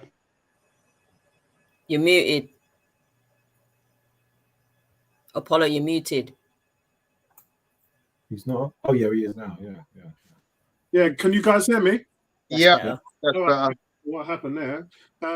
So the way how the media perceives us, I think, plays into that. The perception among stations like TalkSport Radio, the way how the pundits and the media views Arsenal Fan TV, I think there's a bit of privilege and snobbery that goes along with Arsenal. And I think the way how our other fans perceive us probably has a lot to do with that rather than the actual state. It's a lot of different things coming together. That's what I think. Because I see that in us as well. So if I can see it as an Arsenal fan, then other teams are definitely can see it, especially where you hear them talking about Arsenal Fan TV. And there's a section of our fans that actually can't stand to watch AFTV. And I think AFTV has been great for the fan base. I might have my issues with it in some parts, but the media, and we know what happened with Ray Parlour, the players, when Lee Judge went to meet Edu, and Edu said to them, yeah, you guys are negative. That was the first word. That was the perception, that you guys are negative. So there's a whole thing with how TalkSport deals with us, and we know Simon Jordan, we know Adrian Dunn. So I think it's, other fans get filtered from that, don't they? And they're like the herd. They just get in line and follow the crowd. So I think there's a little bit of that to go with it. Ebony, you're up. Right. Give me Leicester City and Palace. Palace away, Leicester City at home. Right. You know me and my optimism. Mm-hmm. And I know Crystal Palace can be a banana skin. But I think with the additions that we have, a couple of, especially somebody like Jesus, who, we've needed for a while, I'm going to say we're going to win. Yeah. And yeah. And what about Leicester? Leicester, if we get Tielemans, who for me is their best player, irrespective of whether we get him or not, I'm going to go for a win. Okay, so you're 2 for 2. Look at these guys having fun in the chat. 18 saying Jesus 30 goals. Kuke says he's going to get the Maybe. golden boot, 25 goals for Jesus, says Kuke. Peter says 18 goals. Peter also says Gentleman Saliba is an absolute new signing and he goes straight into the team. That's a good point because I think Nabil said Jesus goes straight into the team, but no one else does. But yeah, Saliba goes straight into the team, so I'd agree with that. I definitely agree with that. Although maybe Nabil didn't look at him as a new signing, and in many ways. Hang on a second. He's not a signing. He's just getting our player back. So your perception is that he's not a new signing, yeah. He's not a new signing. It's great to see him come back. We signed him a while ago. I loved him when we got him, and it's good to see that loan move worked out for him. But I'm talking about on top of what we've already got. You need to show me Jesus, and I mean, I'm half in, half out with Zinchenko, but I still said I want 3. So even if you're going to say Zinchenko is 2, then I want 1 more. Tielemans maybe, but whatever it is, I'd like to see 1 more. Yeah, I hear that. And I just want Fabio Vieira to surprise us this season. Kuke says Ebony, Palace, Xhaka red card. Oh no, go away with that. That wouldn't surprise me. That wouldn't surprise me. I'm actually quite astounded that Xhaka is still there. The man's putting Obia on our stream, man. He's putting Obia on. I mean, on the actual Facebook page, I'm getting rinsed. Well, they're trying to rinse me, and it's just like, whatever, the guy is a liability. I've been saying this for the past 3-4 years. He is a liability. He needs to go. So, guys, we move on to Bournemouth. This is Bournemouth away. No real idea what we're going to get with them. But Neomis, where are you seeing this one? For me, again, it's a win. I think Bournemouth was solid in the championship, but with the upgrades that we've had, they're not coming anywhere near Arsenal. This should be a fun game for everybody to go to and enjoy all the goals. 4-0. Yeah, wow. Yeah, Neomis is in a good run. Although, last time I think Neomis was bang on my score, but then we only diverged on the last game. Danny Bones, where are you seeing Bournemouth? Oh, you're on mute. Yeah, sorry, I'm just taking a look at their squad. They haven't really done anything to their squad to make me feel scared of them or to consider them to be that dangerous, to be honest. So I don't know. A straight win. I could give you all my scores now, basically just wins all the way to Spurs and Liverpool, man. We're just gonna. I feel like we're gonna come in with that new season bounce, and it's gonna be a while until that stops. I'm kind of with Nabil in a lot of ways, but not really. Not all the way though. But I'm going for Bournemouth. Another. I see us battering the first 3 teams. Like I said, I don't think they're going to be ready. I don't think the Premier League are ready. The next game on the list is going to be harder. I think everyone's underrating Fulham, but for now, I go Bournemouth for 3 points and a fairly easy 3 points. I think that'll be the easiest game out of the first 3. Tony, I know Tony's just gone off to get something to eat. 18 says, how's Danny's baby? Yeah, Danny, we forgot to ask you how the little one is. She's 2 years old now, man. Rotted COVID, just take the time from me. Lord. All I remember saying is, yeah, Danny, man, hold it down. Big daddy things. Yeah, she's walking and talking now, man. She's man telling me she's 2 years old and she's starting to cuss back. Yeah. Oh, that's great to hear, man. Guys, I'm going to have to bounce real quick, though. But, I look forward to seeing you guys again on Friday. I'll definitely be on the stream on Friday. No problem, Nabil, man. Thanks for coming down and sharing your thoughts. Yeah, man. Good to see you all again. Good to see you, Danny. Good to see you. Welcome back, yeah. Excellent, bro. Nice one, bro. Wassalamu alaikum. Yeah, wa alaikum salam. Excellent. So it's great to have him back, man. It's great to have him back. And where are we? We're with Tony. Tony, Bournemouth. What are we looking like with Bournemouth? Yeah, I mean, that could be tricky. Yeah, but they haven't done anything. I mean, yeah, I don't know. Don't be fearful of Solanke. The squad is dead, fam. Take a look at their squad. Just actually look at their squad before you talk, because Yeah, I'm dead, doing that dead now. squad, man. Dead squad, man. Dead. Championship squad. They're Can I just they're point out, they're favourites for very relegation. quickly that we said that about Brentford last season, and Yeah, but this is the new Arsenal, Ebony. Come on, man. okay, Innit? No, yeah, yo, I didn't say that about Brentford, by the way. I definitely didn't say that. And if I did, my friend Simon, who's on our Friday Night podcast, he'd crucify me. I thought that because of Ivan Toney, and because of a couple of their players, one of them made the Premier League team at the end of the season as well. We know about the goalkeeper as well, who Arsenal tried to buy, David Reyes. So yeah, they're a decent team, man. They're a decent team. And then they got. I mean, it looks like August has got 5 games in it. Yeah, and that's without the European. I don't know when Europa starts. So it could be interesting because. But you're still going for Arsenal win. Still going for Arsenal win, though. Yeah. All right. So Ebony, where are you with this one? an Arsenal win. I don't know what players, if they've bought any, if they've bought.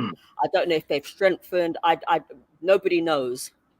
But yeah, I'm going for a win. So Bournemouth and Fulham are two of the favourites to go down. So that should pretty much tell us where we Fulham, are. as Danny said, Fulham might be a tougher proposition because I think they've strengthened a little bit, and because Fulham are a yo-yo club. I think they've probably learnt their lesson from previous experiences, but I'm still going for a win. So we've got now Fulham itself coming up. I've gone for a win against Fulham. Neomis? I've also gone for a win as well. That should be relatively easy. Yeah. No banana slips here. Obviously, they have the same manager. They're looking to build some consistency. It was a shame because as soon as he took over the job, they got relegated, and I thought that was really unfair. So let's have a look and see what happens this time around. Danny Bones. You need to put my 3 on for Fulham. Oh, okay. Where are we here? Yeah, that's it. There you go. Fulham, tough game. That's going to be our toughest game, I think, so far. They've bought well. They've got Leno now as well. Like he's got a little point to prove against his old team. Even though he likes us, we haven't done him wrong. We ain't done him dirty, and he was a good servant. But you know what it's like when you play your former players. Like he's going to perform out of his skin in that game. So I do think Fulham, and they've signed some like players that are under the radar, but good players. Yeah, like Mitrovic. Well, Mitrovic was on fire last year, wasn't it? He broke the record for the most goals in the Champions. But they've signed well as well, Apollo.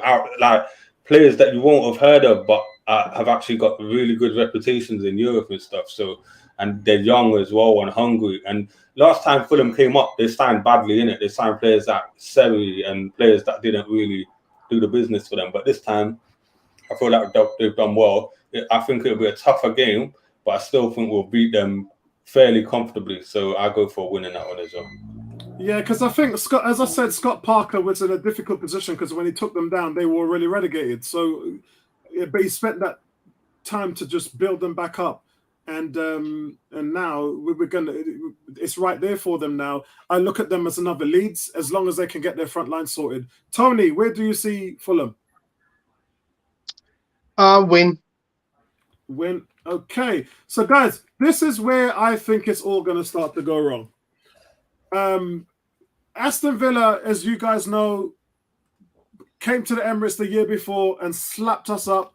And then last year, we came in and we done them in at the Emirates. 3-1, we beat them, which I thought was a fantastic result for us. But I still think, I mean, in that team, in that game, nobody turned up, for them. Then we went away to play them in March, just after the Wolves game, which we beat Wolves away from home. And I thought that was one of our best displays away from home all season. We beat Aston Villa 1-0.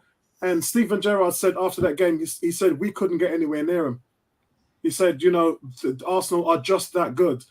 So I'm not sure. I mean, they've got some really good players, but we balled them off the park. So I don't know, but if it's at home, I think it's going to be a tough game. It's winnable. It's definitely winnable. But I'm just looking for banana splits right now. I cannot commit myself to keep going 3 points all the way down. So I can see Villa turning out against us. Neomis, where do you see this one? Like you, I also see this one as a draw. I think this is going to be a lot more difficult than what people realize. And I think Steven Gerrard's, I haven't watched much of their preseason, but I think he's starting to get things going. And I think by the time you get to Villa, he should know it's his best starting 11. And they've got some good players there.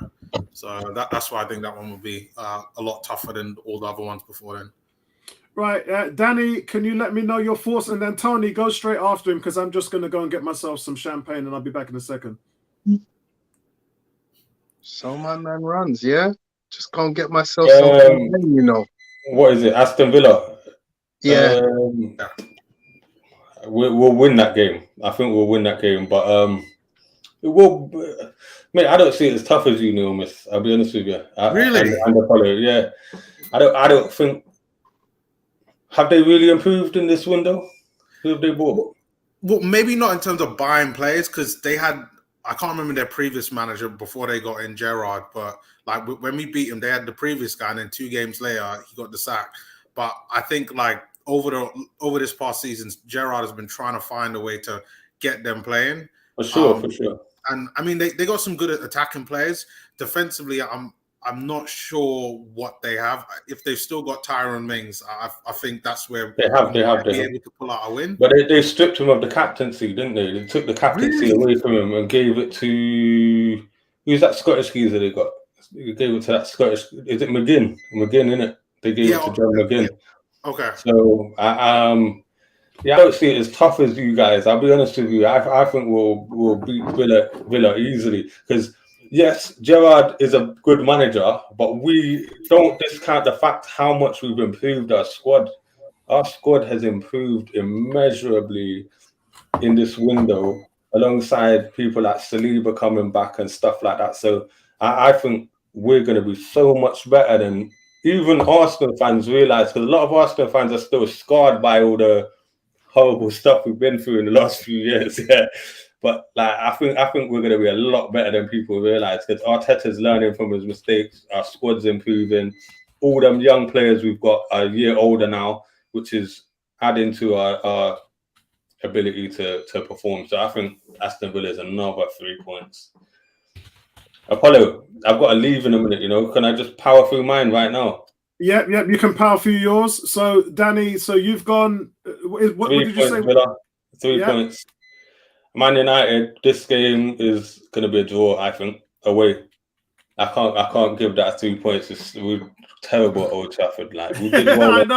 I know. So a draw. Everton will beat them. Like look at how bad we played in that game in pre-season against Everton, and it's like they're lacking in so many departments. Brentford will win. I think we'll beat Brentford. I'm not even worried about that. Last year we were like dodgy in a lot of games that we wouldn't normally be dodgy in, and I think we'll beat Brentford. Spurs draw. Normally we beat them at home, but I think that's going to be a draw. Liverpool, the first loss of the season. So okay, so we have it's similar to Nabil. Yeah, and what about final league position? Third, and I think we're going to be dark horses for the league. That's what I think. Yeah, boy, I see you. I don't think we're losing 10 games this year. I think we're losing about 6 or 5. That's what I think. So, transfer window. I think with Saliba, we're going to probably let in around 35, 36 goals. That's my target. He's a Rolls Royce, bro. Some of the composure is unreal with Saliba. So, transfer window. I'm rating it as it is now. You lot keep saying if we get Tielemans and I'm rating it as it is now, and I give it an 8. I don't think we need it. I think we need a midfielder. I don't think we need a winger because you lot are forgetting Marquinhos is probably going to be a lot better than we think he is. He looks right. He looks like he can hold his own like in that position already. So because they decided not to let him go out on loan as well, so they must see something in him they like. Another Martinelli right there. That's what I'm trying to say. So Leading scorer, yeah, you know, it's got to be Jesus. And I worked it out. I think he's going to score 0.6 goals a game, 0.6. What is that? which adds up to 23 goals if you round it up. It's 22.8, so 23 goals over the season. Right. Okay. So I'm going with the stats right that's there. the new target right there. That's the new target. All right. Okay. So if you have to run, bro, then you can run. But thank you for joining us. Really good to have you back again. Love your passion, bro. Love your knowledge, and hopefully we'll see you back again On Friday. I'll see you. Definitely, man. Definitely. All the best. Respect, man. Nice one. Nice Big one. up. All right, guys. Yeah, I've been talking to quite a lot of the panelists over the last few days about trying to get everybody back to get this season done. So it's really good to see some of them guys back. It really, really is.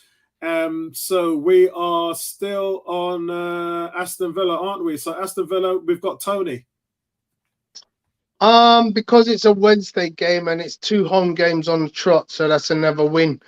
So we basically don't even go nowhere for 3 days. Whereas Aston Villa have to travel. So advantage Arsenal. Win. Ebony? A win. I don't care. You know, I think one of the last games that we lost against them, they still had what's his name? Yeah, I mean, as I said, that was in COVID at the Emirates. Captain. That was embarrassing. Yeah, but we did the double over them last season. What's his name? Who's that? Jack Grealish. Yeah, don't be surprised if you see Grealish go back to Villa, man. Guys, can you hear me, guys? Yeah. All right, yeah. So it looks like we're just losing Ebony a little bit. Ebony's on mute at the moment now. So Neomis, I've gone for Man United draw. I just don't like this fixture at all, man. Well, neither do I, which is why I'm going with a loss for this game. As of things are right now, for me, the biggest factor is Cristiano Ronaldo. I mean, by the end of August, he might not be there, and we might not have to worry about it. But as of right now, for me, he's the X factor. He's the one that's going to get them over the line. But I think this game will be close because it was close last season, and I think it'll be close again. So KS just showing us what Villa's team is all about there. There's a lot of quality. Yeah, I agree with him. He's saying there's a lot of quality in there. Danny Bones getting a big shout out there from Andrew and the guys. Mr. Bungle, what's going on, bro? Good to see you cooking, man. I hope you're doing really well. Tony, where are you looking at the Man United game right now? Man United game, little bit of a couple of guys have gone for a loss. Neomis has gone for a loss as well. So has actually no, Ebony hasn't gone yet. But a couple of draws we've seen there. So Man United are potentially having the worst window because their two of their big targets don't look to be going to them. So they're missing out on their transfer targets, and the Cristiano Ronaldo situation is still to be resolved. I expect them to find a way, but look, people were complaining about him all of last year. We had that on the Premier League review show all the time, and remember, I was the one who kept saying, "How you man dissing Ronaldo, upsetting the program when he's the one keeping you in the position that you're in." Yeah. So look, I've got to be super confident. I think we can go there and get a win. Yeah. Oh wow. Okay. Right, Ebony. Right. Part of me thinks. Right. I'm always optimistic. I know. Me and Tom. Look, Cristiano. Look, we beat them at home. Cristiano Ronaldo when he was there, and we can do it again. So I'm going for a win. I swear to God, if Tom gets 30 points out of 30, I'm going to buy him a bottle of champagne. It would pain me to do it. It would hurt me to do it. But I swear to God, if he gets this right, oh Lord, because everybody was laughing at him last year when he said we was going to make the Champions League. And then towards the end of the year, people were just keeping their mouth shut. And then obviously Bertram said we'll finish 6th. So he was the second highest out there. You guys have got Bertrand wrong. For all of Bertrand's views and opinions, which are hardcore and we all respect, he has a lot of faith in what this team can do. He loves a winner, and just looking at Bertram's number here as well, it's not surprising. It's he was the first one that said that we were going to finish third, and he really does think that we can get a lot out of this season. But we move towards Everton, guys. I've gone for an easy win. Neomis? Same here, another win. I feel sorry for Frank Lampard because Everton. He's going to get sacked. Yeah. He's going to get sacked. He's fodder. He's Yeah. fodder this summer. Tony, what about you? I'm gonna put a sneaky draw in this game. Ooh. The Emirates. Yeah. Bro, I'm why you have to put- do the Emirates like that, man? No, because you know what? You just know you're gonna come across a game that you're gonna be like, okay. And at this stage, we've done so well. I think at this stage also we've got European competition, so we got midweek games. We're having to deal with squad rotation. So yeah, this could be just one of them games that you know what we just levels come down a little bit after a good win at Old Trafford. We come back home, and then it's like I think we might probably have a midweek game. So But it will don't probably you think favour that's the Everton. next game though? Don't you think that's Brentford? Because I've gone for a draw against Brentford because of all the things Yeah, that you said. yeah, it could be, but I'm just saying, I'm super confident, but I'm also a realist that we ain't gonna go through the whole season unbeaten. We're gonna get the odd draw. We're gonna lose a game where you go, rah, Tid, we should never have lost that one, Yeah, like a Fulham. yeah. Ebony, where do you see this one?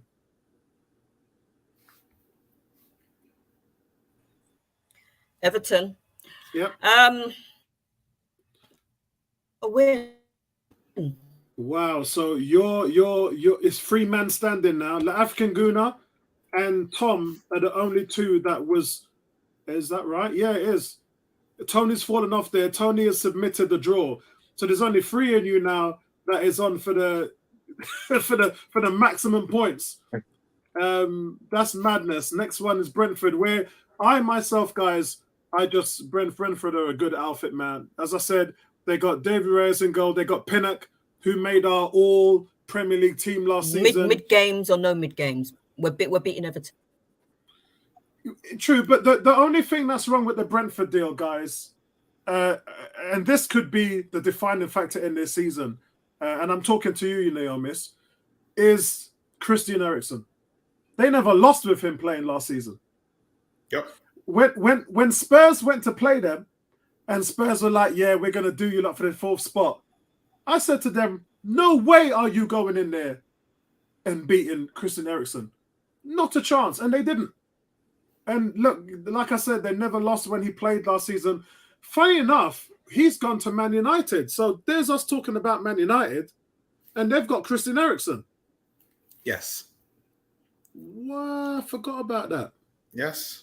Listen, Man United haven't made all the signings that they want, but we can't underestimate them. And there's still 3.5 weeks left. They could be working on a couple of signings. Well, And Paqueta said he wants to go to them instead of Arsenal. I knew that name sounded familiar. I was like, what? It's the Brazilian who plays for Leon, yeah. Okay.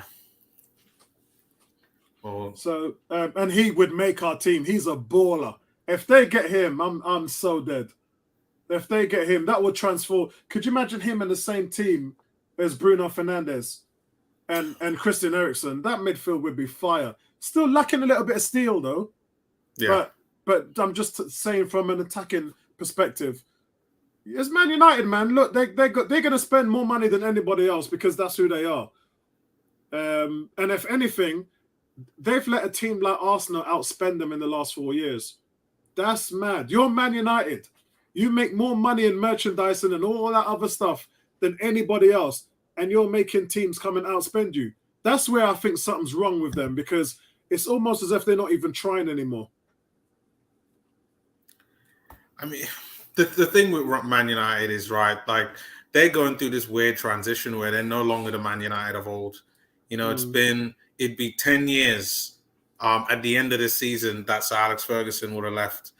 Wow. And they're just, they've now been dethroned, and they're trying to get back to where they are. So it's a bit of a rebuilding from them, but they've got a lot of good pieces. Like, I mean, this is a side that finished second 2 seasons ago. Exactly, So, exactly. They had a squad capable, and for me, I just felt that they just I think Ole Gunnar Solskjaer was a decent manager, but wasn't a top tier one. And then I can't even remember the other guy's name who left, but he was just awful. I couldn't believe Man United were that bad for the rest of the season. So yeah. So it's crazy, really, because the fact that we've got, Man United's manager, in terms of what Ole done, they didn't give Ole I think Ole should have got more time, personally, myself. Yeah, and I agree. you kind of see what happened with I think it was Ralph Ranick or something like that. Oh yeah, Ranick, yeah. And before that, Michael Carrick took the job. He was a caretaker. So that was their Freddie Ljungberg moment when they had Michael Carrick coming in. But the fact that we couldn't even remember Ranick's name, that tells you everything. Yeah. So what are you going for in this one? I'm going to go for a win at Brentford. Ooh. That's some big shoes there, man. Tony? Yeah, I'm going to go win at Brentford too. Oh, Lord. Tony's firing this up, Because after you got you dropped the points at home to Everton, you got to go away, you got to recalibrate and get that win. So Andrew's saying Frank Lampard is nowhere near Mikel Arteta. Yeah, we always kind of knew that at the beginning. I did say to them a year ago, at the beginning of last season, I said to them, Solskjaer and Frank Lampard just don't have Mikel Arteta's stones. They just don't have the stones. And it's kind of, you've seen it play out now. You've seen the whole thing play out. And you know what? I remember some Arsenal fans last Christmas wanting Arteta sacked. Mikel Arteta right now, it would not surprise me if them top Spanish teams came after him. It would not surprise me. And there'd be a thing where Barcelona would never let him go to Real Madrid. Never, ever. But I can see one day where Mikel Arteta is a Barcelona manager. That's just me. I hope it doesn't happen, but I know it's going to happen because I agree with that. Yeah. If for some reason Xavi doesn't work out, because Xavi is Barca through and through. So if he doesn't work out, I think it makes sense that Arteta would be the next step, because he started off at Barca, didn't he? Yes, he did. Yeah. He played alongside them, and Messi and all them guys, Iniesta. He played alongside them. He knows them all.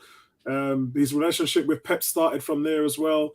So, yeah, and that's where people said that he had all those philosophies. He was teaching them guys different things when they were in the academy and all of. So they all know. Arteta's just a brainchild.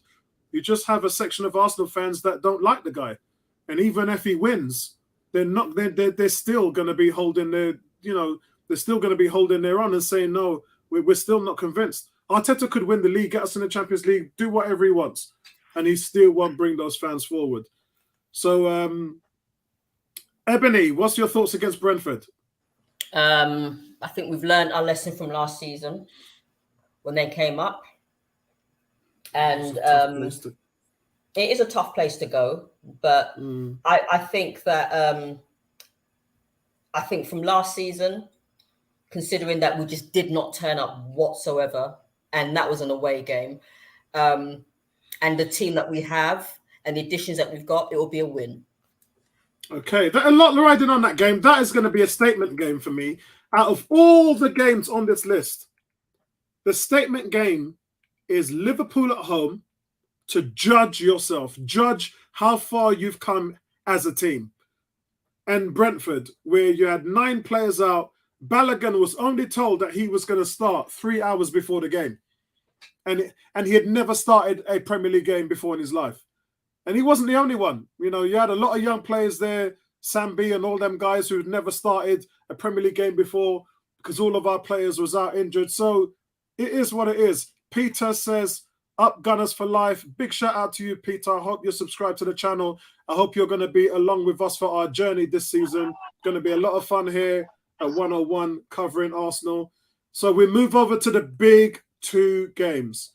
Spurs home, Liverpool home. Now, the confusion is, as I said, we've got 6 of the first 10 games at home. So that tells you, you know, when you've got to face the likes of Spurs and Liverpool at home, that means after Christmas in that horrible run in April month, that means we're probably going to end up playing these two away from home in some very important deciding games. But it doesn't matter. It's a marathon. We've got to get off to a good start. These first 10 games are key. And while I've gone for 22 points in the first 10 games, anything over 20 points for me, I think is going to be positive. So I've gone for a win here because Spurs don't win at the Emirates. Yeah, there's 3 things we know in life, guys. Yeah, death, taxes, and Spurs don't win at the Emirates. That's just life. That's how it is.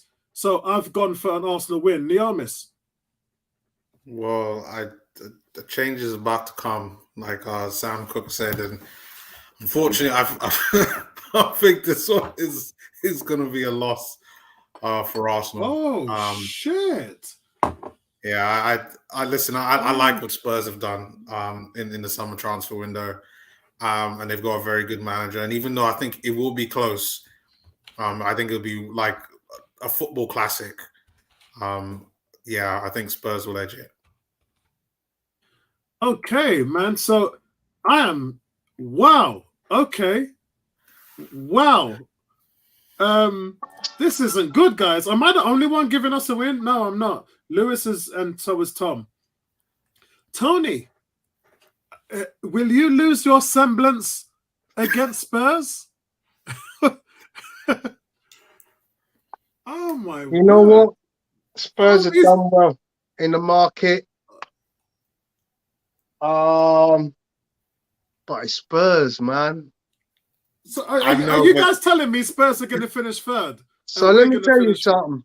If I know you've seen All or Nothing, the clip that they've released of the cameraman, the photographer of 30 years, pumping up the team before the game. Yeah. I know Arteta will redo something like that before this game. Yeah. This is the game when you pull out Ian Wright and say, Ian, talk to them. And you know the passion Ian comes with.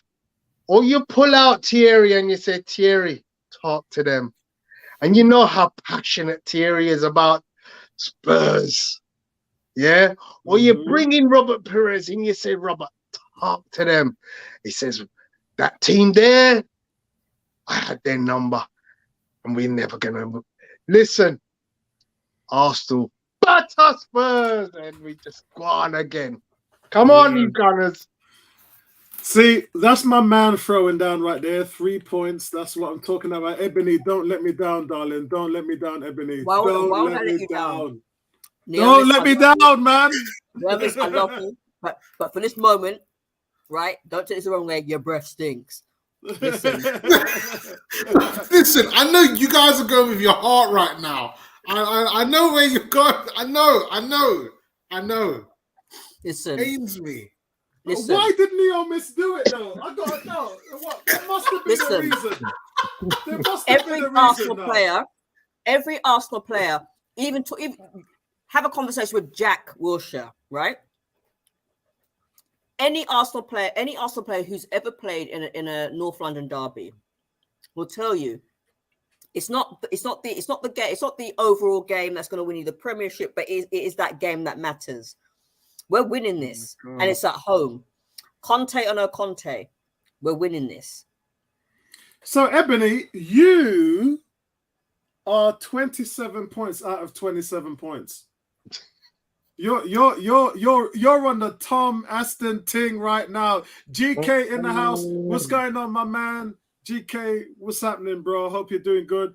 GK says we're at home, draw at least. Yeah, I want. This is more than just a game of football, guys. I don't know whether you've I don't know whether you've watched the old days of Redskins versus Cowboys. I don't know whether you watch Eagles versus Giants and those guys. I remember when the Eagles put a bounty on Troy Aikman for the Cowboys. And yeah, listen, it goes beyond sports. This match right here has nothing to do with the Premier League, nothing to do with sports. It's personal. Yeah? Because last season we thought we were going to break the duck and sent Tottenham's Day, the headless, the coachless, ruthless bus was about to drive through Islington. They were revving up the engine, ready to go and celebrate St. Tottenham's Day, and it didn't happen. And we want that back. This is personal for us. This is personal, man. This is personal, guys. Just like it was last year, we beat them 3-1. We battered them. It was embarrassing for them. That's how we want them to feel. Last game, guys, is Liverpool. And boy, Tom is the only person who said we're going to win. Vincey said we're going to get a point. Let's remember against Liverpool, that famous Unai Emery 1-1 draw where Torreira just got the man of the match. Torreira was just... What's happened to Lucas Torreira, man? Our midfield of Torreira and Guendouzi was fire. Yeah. It was absolutely... Why have we gone from there to the last 2 years is anybody's question, man. You know what? Am I going to do it? Am I going to do it? Am I going to do it? Don't do it. Am I going to do it? All right, I'll go one. I'll go draw.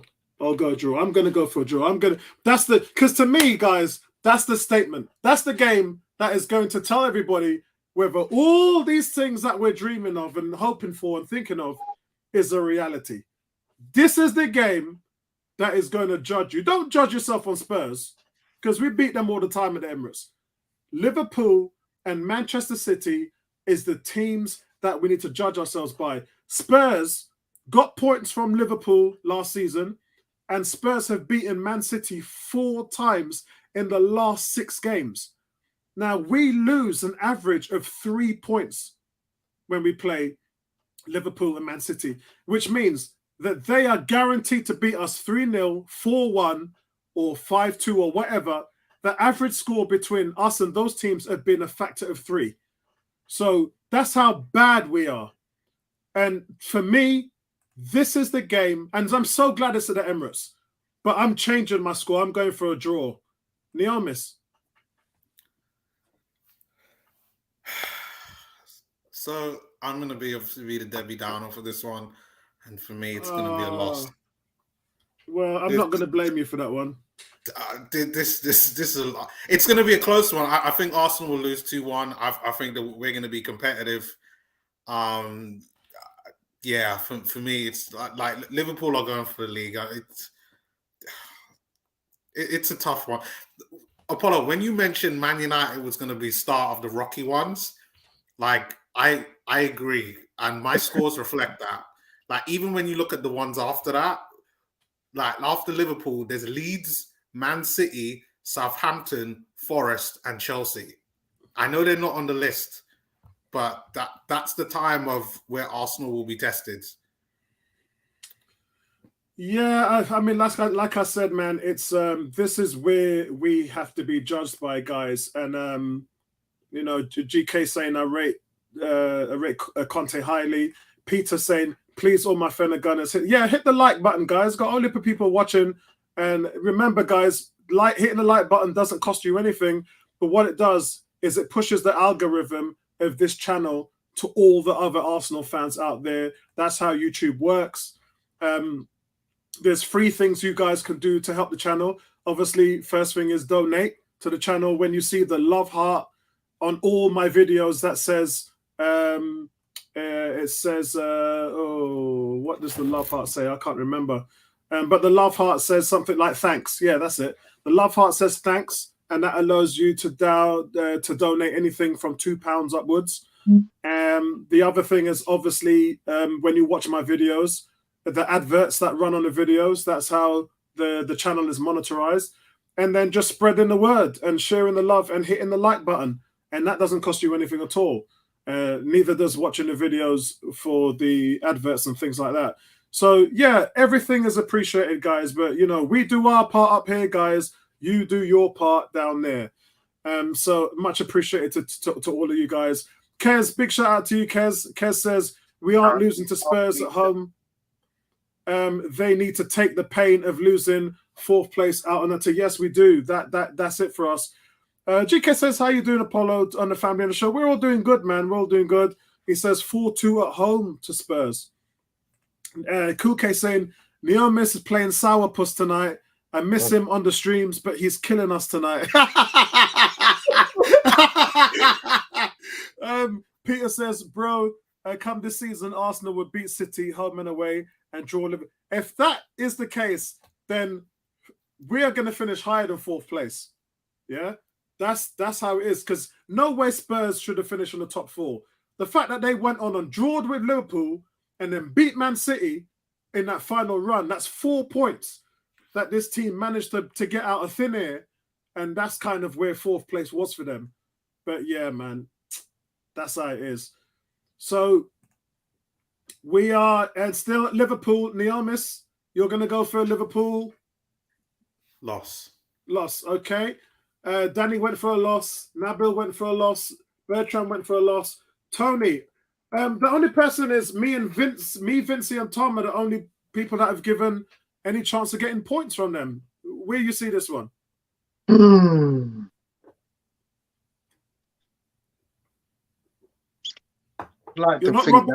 I like to think that we could get something out of the game. It's more than a game, Tony.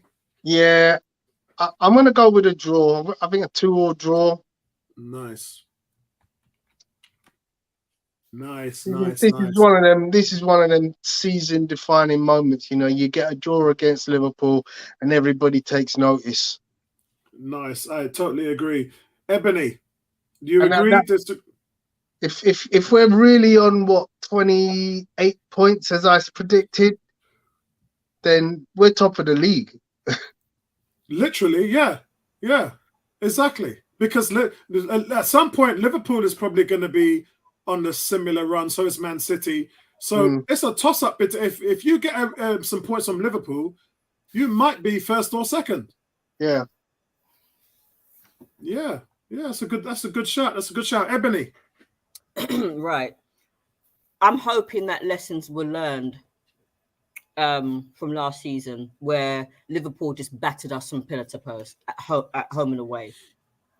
But this season, because I think that we're stronger, well, we look stronger, particularly against Chelsea, it'll be a draw. So you're going for a draw, yeah? Yep. Okay, so you have... wow. So with Ebony and Tom, we're going to go unbeaten. Yeah, we're going to go unbeaten for the first 10 games. And if that's the case, then a couple of you, including Nabil, said that, you know, and Danny, said that we might be a shock choice to challenge for the title this season. Now, Neomis is covering his head. I don't want to do this. This is committed. Expectations is something that's always held me back. But I can see it, though. I can see it. I can see a scenario where Arsenal are challenging for the title. I really can. Look, if Saliba... if Saliba is the real deal, right? Gabriel is already mustard at the position. Aaron Ramsdale is legit, yeah? Thomas Partey, in my opinion, is in the top 3 central midfielders in the league.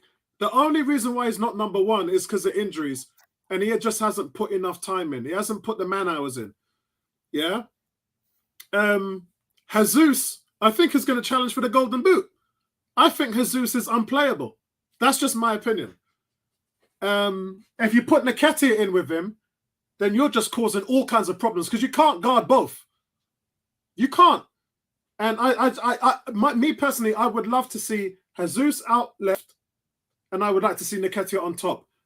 And then I just look at defenses and say, try and keep a clean sheet for 90 minutes. I dare you to. That's where I would be. But a big shout out to Andrew. Andrew, our first donation of the season. Big shout out to you, my friend. Much appreciated. All goes towards supporting the channel. As you know, the channel, I got to pay for the channel next month. So everything goes towards it. So I appreciate that, bro. Really, really do appreciate that, bro. And I am going to do something on the channel. I'm going to be doing everybody who has donated to the channel in the first few months. I'm going to put them in the names in a pool. And when I take the person's hat out, they're going to win a free shirt, a free Arsenal shirt. And it probably will be the black one because everyone's going nuts over that. So that's what I'm going to be doing. Nice reward. Yeah, I'm going to be doing my first giveaway as an Arsenal shirt on the channel. And I'll probably advertise that after this when the season starts. But it's such a statement game, that Liverpool game. We don't know what's going to happen. None of the guys like it. We're already hearing Jurgen Klopp saying, I like what Arsenal have done in the transfer. So they know. These guys know. They see the signs. They see what's going on because they know what good looks like. They know what it takes to have a winning team. And they see what we hope to see. And that worries them. That concerns them. So anyway, guys, league position. Neomis. Where are we going to finish? Okay, as of things based right now. Oh shit, he's going to say fifth. I knew it. I'm not going to say fifth. Oh, okay. Because I'm going to say six. I think that we are an injury away from a crisis up front. Like Gabriel Jesus and Nketiah, great. If they stay injury-free throughout the whole season, perfect. But I don't think that's going to happen. Last season, we had 3 strikers, and we got down to our 3rd striker with all the circumstances that we could never have predicted. But we got to our 3rd striker at the end, and that ended up being Nketiah. Right now, you told me on the last stream, Gabriel Martinelli is our 3rd striker. Yeah, that's right. Yeah, I don't like that. Like, for me, I like him as a player. I like him playing out wide, but playing up front as a striker, he's not clinical enough for me. He scored 10 goals there in that position 2 years ago. That's 2 years ago, and he's gone down. Like, he scored only 6 last season. Had minutes on the pitch. Yeah. And for me, I just feel if we get to a point where it's either like, let's say for instance, just Nketiah or just Jesus, and then where it's a draw and we need a goal, and you bring him on the pitch, is he going to be able to get that last minute goal? Because I think Nketiah can.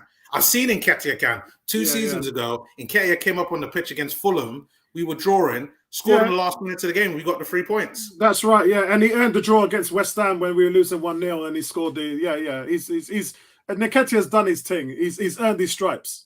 Exactly, and that's the thing that, like, I feel like experience would help give us. And I know you said that, like, there's no rumors of another striker coming in. But for me, that's the only position that I could. I know people are talking about Tielemans, but for me, Zinchenko's going to start. Xhaka's not going anywhere. So even though you don't like him, he's going to be the backup.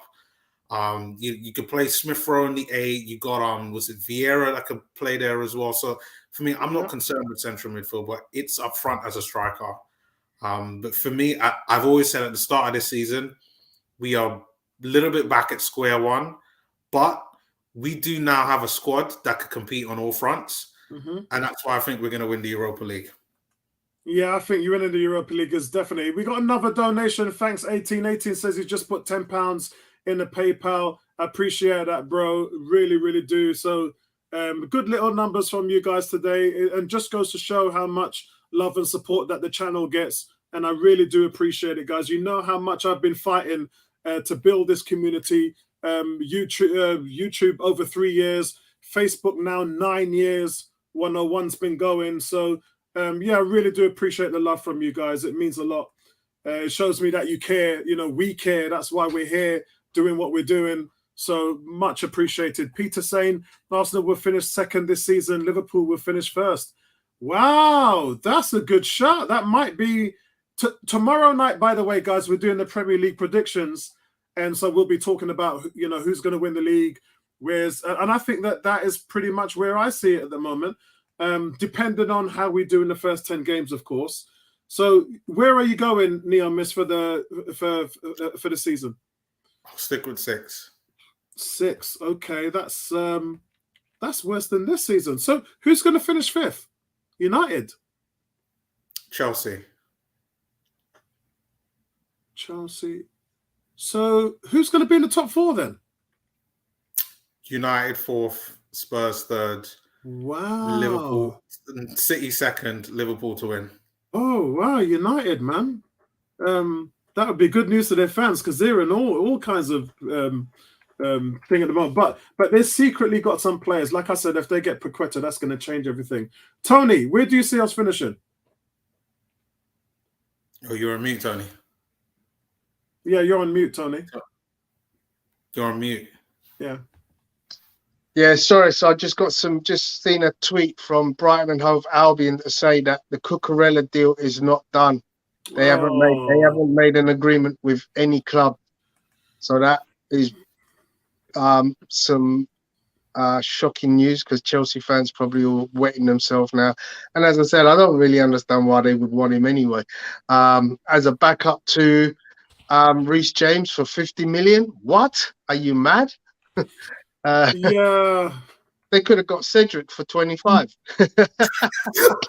Yeah, but Cucurella's better than I don't know what is going on with this guy, man. Leave Cedric alone, man. No, it's true though. Yeah, hey, we need Cedric, man. No, we need money. Cedric We is need pony. money. We got Tommy Yasu and we got Ben White, yeah? Yeah, we ain't got Tomiyasu. That's the difference. We also got Norton Cuffy. Yeah? Isn't he going out on loan, Norton Coffey? Not yet. Okay. Yeah, remember we had Hutchinson and Swanson last season too. So yeah, look, you gotta be a realist and say, if someone comes in some silly money for one of our second string players, like Joe Willock, yeah. Remember when Everton paid us 30 million for Iwobi and we were like, wow. I thought that was great. So there's sometimes you just gotta say, you know what, if somebody comes in for a second string player with big money, take the money to Bomber Clark. Yeah. So yeah, anyway, where was I? You want to know where we're gonna finish? We're gonna finish either 3rd or 4th. I'm gonna hedge my bet and say 4th, but I think we could get 3rd. Okay, so I'll pin you down for 4th. Ebony? Being the optimist that I am, I'm going to say we're going to finish 4th. Yeah, I haven't got that from Tony at the moment. From Tom at the moment. He's going to send that to me later. I'll probably say 1st, knowing him, but yeah. You probably will actually know him. I think because of the reinforcements that we have, as I said, we look a lot stronger. We've got Saliba who's on fire. We've got a goal scorer. We've got 2 goal scorers in Nketiah and Jesus. Nketiah is the one that's going to be under the microscope because people were absolutely disrespecting him last season. So, and I would like it would be really. They're disrespecting him this. They're disrespecting him this season as well, Ebony. Well, at the end of the day, he saved our bacon pretty much. When Lacazette wasn't producing the goods, who saved our bacon? It was Nketiah. So, and you and I have always believed in him. When everybody else was disrespecting him, everyone was dissing him. And the funny thing about it, Ebony, before you go on, I have to say, what Arsenal fans don't realise is if you started Eddie at Christmas before that, we would have finished in the top 4. Exactly. That's all I need to say about that. Yeah, go on. Yeah, when we were supporting Nketiah, everybody was, oh, he's rubbish, he's this, he's that, and he should be on loan and blah blah blah. No, give him a chance. He's going to make mistakes. And I think, where Martinelli is concerned, I actually prefer him to come in from the wing. He had so many chances last season to score. As Naomi said, he's not clinical enough, so he's better off on the wing coming in. But yeah, we got it going on.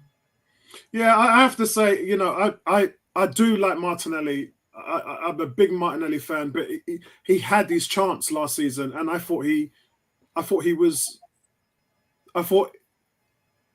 little underwhelmed. I'm not going to lie. 6 goals, 6 assists. I'm a little underwhelmed. You look at the wingers around the league, you wonder why we're going in for Rafinha, who scored 11 goals, and we're looking at some other, Leroy Sané, and because we just need more production from them players. And I like Martinelli, but the question is for him is, can he improve to Saka levels? Saka did a job last season. He scored 11 goals, led the team in scoring. On the other side, that didn't happen. We got half the output. Can I just say that the fact that the reinforcements that we have, Arteta has got his players now, so there's absolutely no excuse to finish below 4. Yeah, no excuse. So, Neomis, what's your overall rating for the transfer window? Oh, for me, it's an 8.5. I think it's a good transfer window. I think we brought in some good players.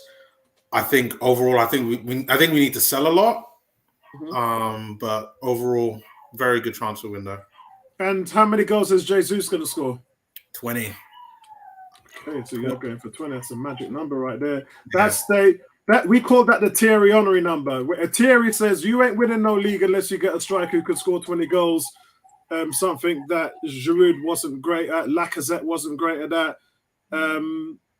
But if this guy gets it done, he gets it done. It's a shame because when Aubameyang scored 22 goals, we were all over the place. We were in transition.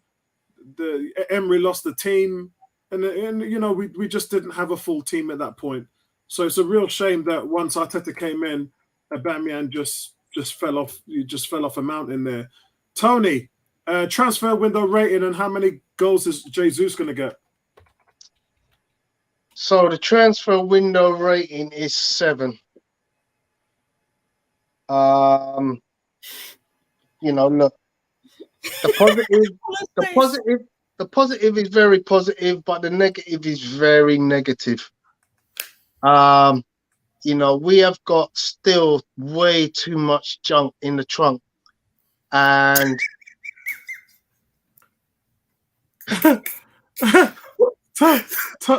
Tony, 7. Yeah, Tony, it's okay. I said we'd finish 6. So this is your shocking moment, just like that was mine.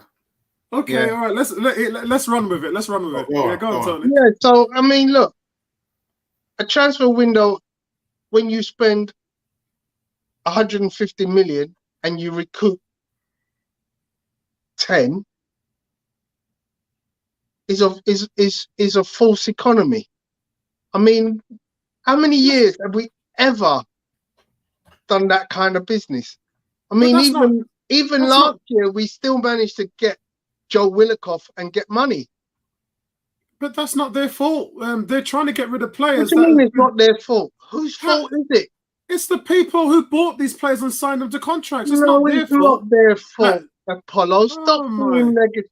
Listen, God, I give you a team. Tony, nobody wants these players. Hang on, wait. I give you a team, and I say to you, here you go, Apollo. Here's a team of 30 players. Yeah? Your job is to manage the team and the contracts, yeah? It's just like any team. You've got to make a decision. Am I going to just let everybody run their contract down and get no money? What do I say? Hang on a second. I need to make some money. Look at Man City. Man City are a classic case. As good a team as Man City are, yeah, they've gone and spent 110 million. They've sold 120. No, I think you're missing the mark on this one. I think what you're saying I'm from not a business. missing anything, Apollo. I This is a think game what you're of saying- marketing. You just simply have to. You're saying No. this like if Arsenal got players who are unsellable. Yet Mark Cucurella is a player that people are saying is worth 50 million. Are you mad? Tony, the players that this team is trying to get rid of Are all unsellable. Yeah, most of them are. The majority of them are. So Germany's number 2 goalkeeper, who is a top 5 keeper he's playing for a top 5 team, you could only get 4 million for. He's not playing for a top 5 team. He's not. He was on the bench for a top 5 team. But he was in a top 5 team, right? He's the most mistake-prone goalkeeper in the Premier League. That's who he is. Is he a German international? He lost his position at Arsenal because he wasn't good enough. Is he a German international? He's in the last year of his contract. Is he a German international? Yes, he is. But he ain't good enough. I don't know what you're talking about, my friend. Well, I just told you what I was talking about. He got dropped because of the mistakes he's made. He cannot distribute the ball very well. He's not great on set pieces. He is not the number 1 last season. He got dropped. He's in the last year of his contract. He ain't worth nothing. Be glad we got 8 million for him. We didn't get 8 million. Stop the capping, bro. Look, it doesn't matter. Million. So there you go, 3.5. That's how much he's worth. Yeah? Nobody else wanted him, Tony. Really? Yeah. Who else wanted him? Okay, let me ask you a question. Who is Leicester's goalkeeper right now? But they just sold their goalkeeper. So answer the question. Who is Leicester's goalkeeper right now? But have they called us for his services? You know what you should be doing? You should be calling their ass. No, they don't want him. They don't want Leno. They don't want. Bro, listen to me. Apparently, nobody at Arsenal can ring people and say, we got a player you need. Bro, apparently nobody else. And you work in sales, Apollo. You're a salesman for a living. And that's why I'm telling you. You don't understand the concept that, you know what? I can go to another team and I can sell them a player. Guys, here's the truth. The truth is no one's coming in for these players because they're not worth nothing. Yeah, they're not worth nothing. Their wages are too high. They're not worth nothing. They half of them are going to literally end up buying out their own contract. Bellerin's the next one who's going to do that because there's no market for them. You cannot sell players who there's no market value on. Yeah, when Bert Leno was sold to Arsenal, do you know what else was happening that season? 5 goalkeepers went that summer for between 60 and 75 million. You know how much the Arsenal bought him for? 18 million. You know why? Because he was the most mistake-prone goalkeeper in the German Bundesliga. No, they didn't buy him because he was mistake-prone. They bought him because they thought he was the best keeper out there. Tony, I'm telling you, his value was 18 million because he made the most mistakes out of every goalkeeper in Germany. Was he a German international? Was he a German international? No, he wasn't. He lost his place to the national team. Yes, he was a German international. Tony, when Arsenal bought Bert Leno, he was dropped from the German national team. Facts. Look it up. It's on the internet. We paid 80 million for him because he had no market value. Kepa and all them guys was going that year for 60, 70 million. Bert Leno, if he was that good, why didn't he go for that money? He didn't go for that money because he weren't good enough. Okay. And when he went to Arsenal, he repeated exactly what he did in the Bundesliga. He ain't worth nothing. Bellerin ain't worth nothing. Them man, Socrates, all of them, Klasnach, they're worth nothing. They got no market value at all. And people are blaming Edu, and Edu didn't. Them guys didn't give him a contract. Blame Edu and them guys. Every single player has walked out the door for Arsenal. Lacazette, Aubameyang, who gone for nothing. We couldn't get a single penny for, and that's not Edu's fault, bro. You're smoking something, bro. You're capping. If you really think that you could give away a player of the class of Aubameyang, you give him away. So not to get too off topic. That's why you're giving him a 7. Away. So not to get too off topic. That's why you're giving him a 7, Tony, man. As I said, in the game of marketing, yeah, I don't see how you lot are giving Arsenal 8 and 9, because what are you going to give Man City? We're not Man City, we're Arsenal. And Man We're City going to give Liverpool. And we're not Liverpool, we're Arsenal. So, those clubs you mentioned. I'll tell you what you get, right? When you do the kind of business that they're doing, yeah, you get a 7. You're good at buying players, but you're atrocious at selling. You're atrocious at managing contracts. You're atrocious at attracting clubs to players who have got market value. You're atrocious at it. Tony, the train has gone off the rails. We are not those teams. Sorry, bro. Those teams. Oh God, we're getting high wages is a problem. We're losing it, Tony. We're losing it, Tony. We're losing it. Manchester City have sold players who have won league titles. Liverpool have sold players like Mane who have won golden boots. Yeah. What happened with Aubameyang was a situation that he had forced. He was not performing. Mane has left Liverpool scoring bare goals, 20 goals.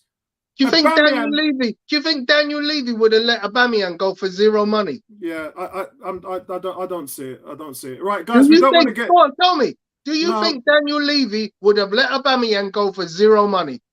Look, yeah, Daniel Levy hasn't had the situation. No, yes, he hasn't had answer. He's not in the situation.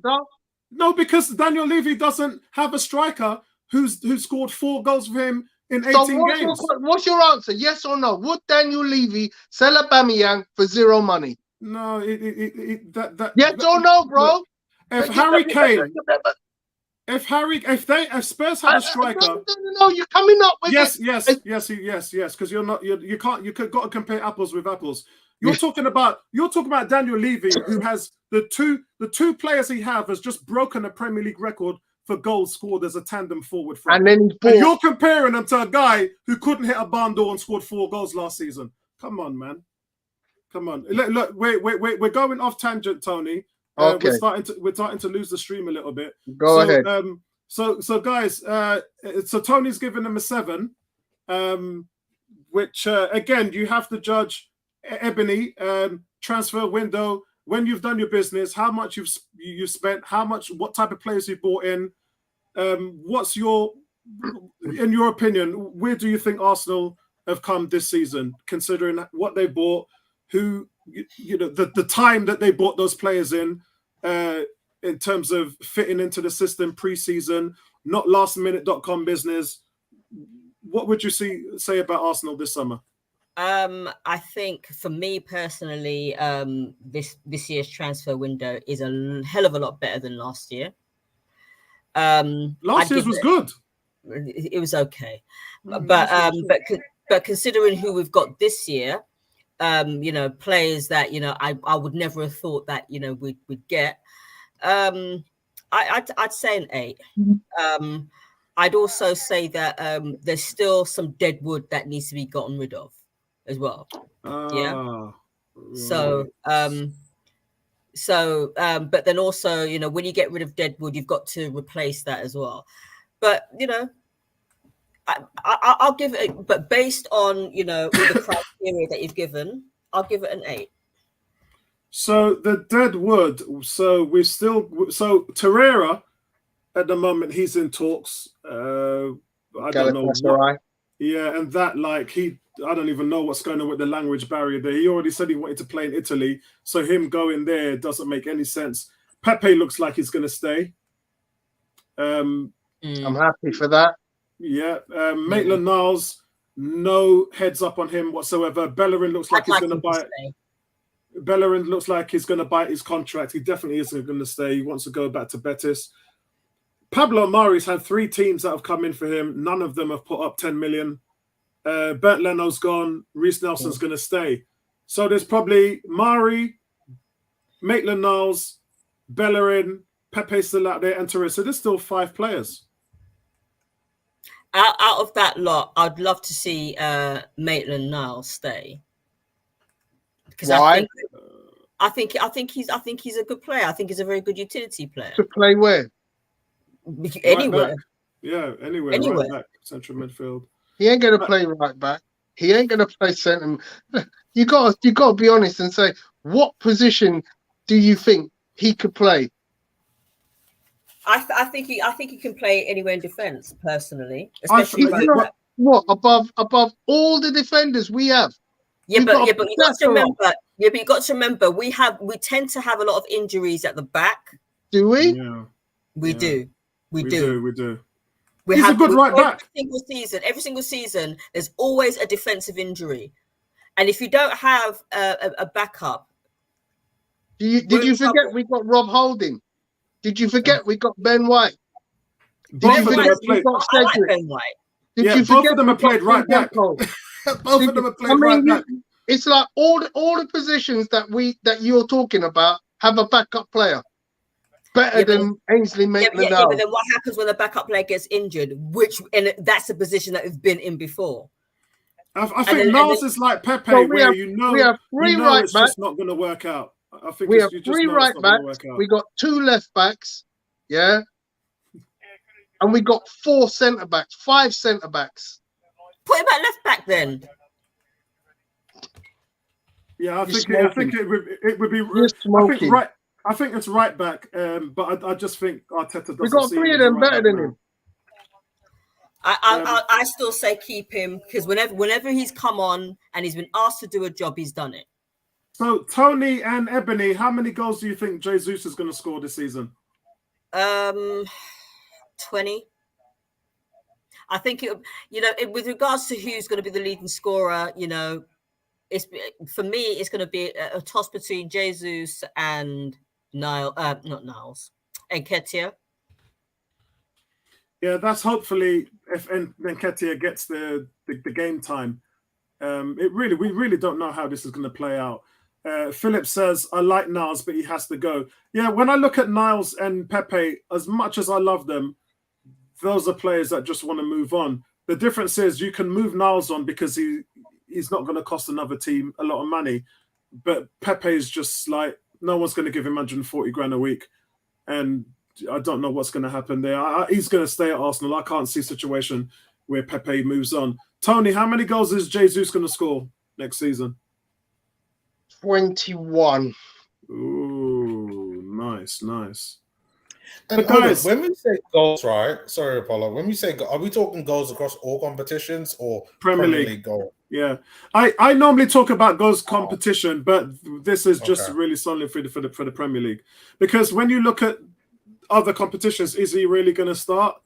They're going to need to rest him and all of that and everything else. But I mean, I think the Premier League is what we want to win. We want to win the Europe. We want to win the Premier League.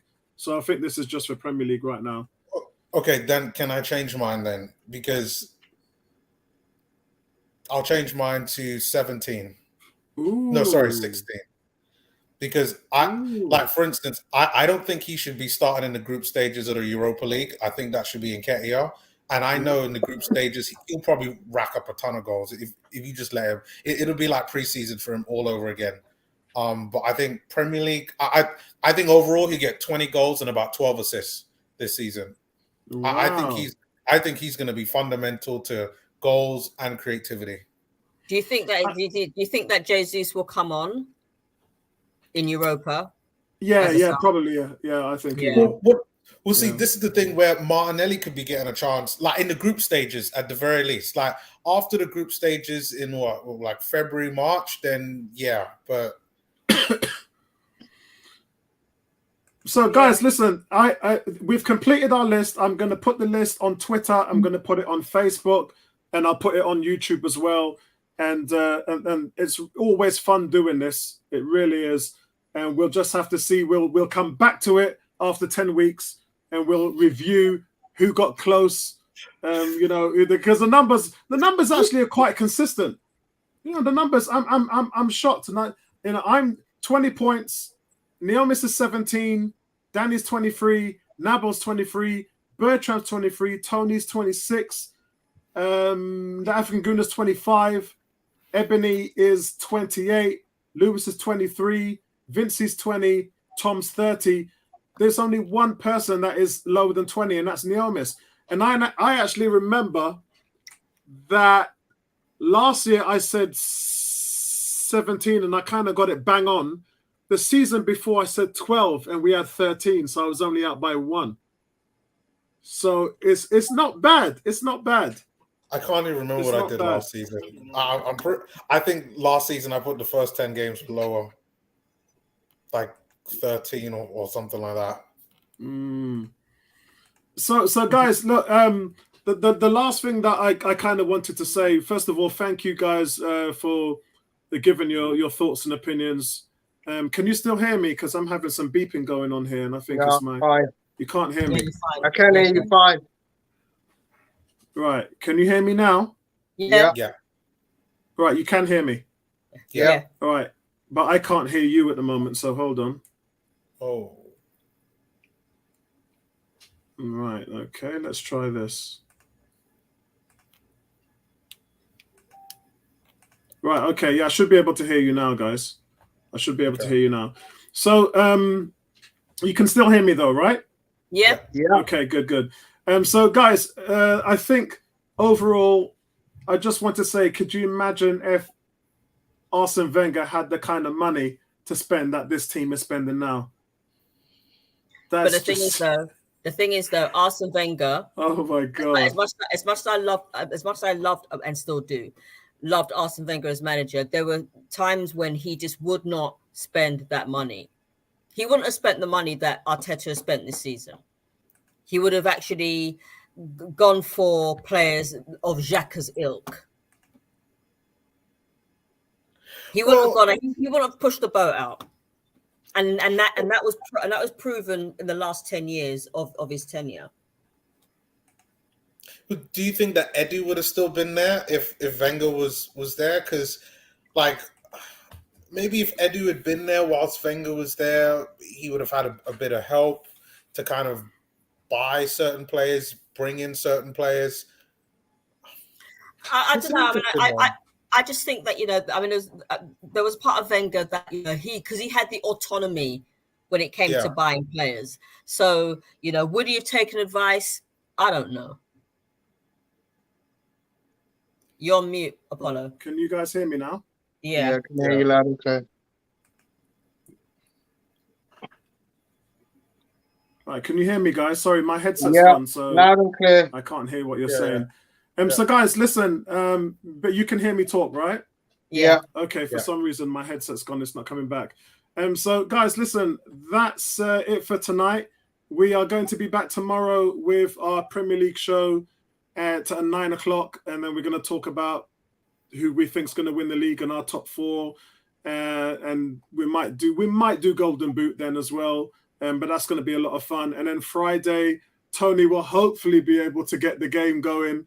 That's going to be a challenge. I will try to tune in, and then look, man, it's big on Friday. I don't know why they've done it on Friday. It's just crazy, but obviously TV rights and all of that stuff. But is there anything you guys wanted to say before we leave?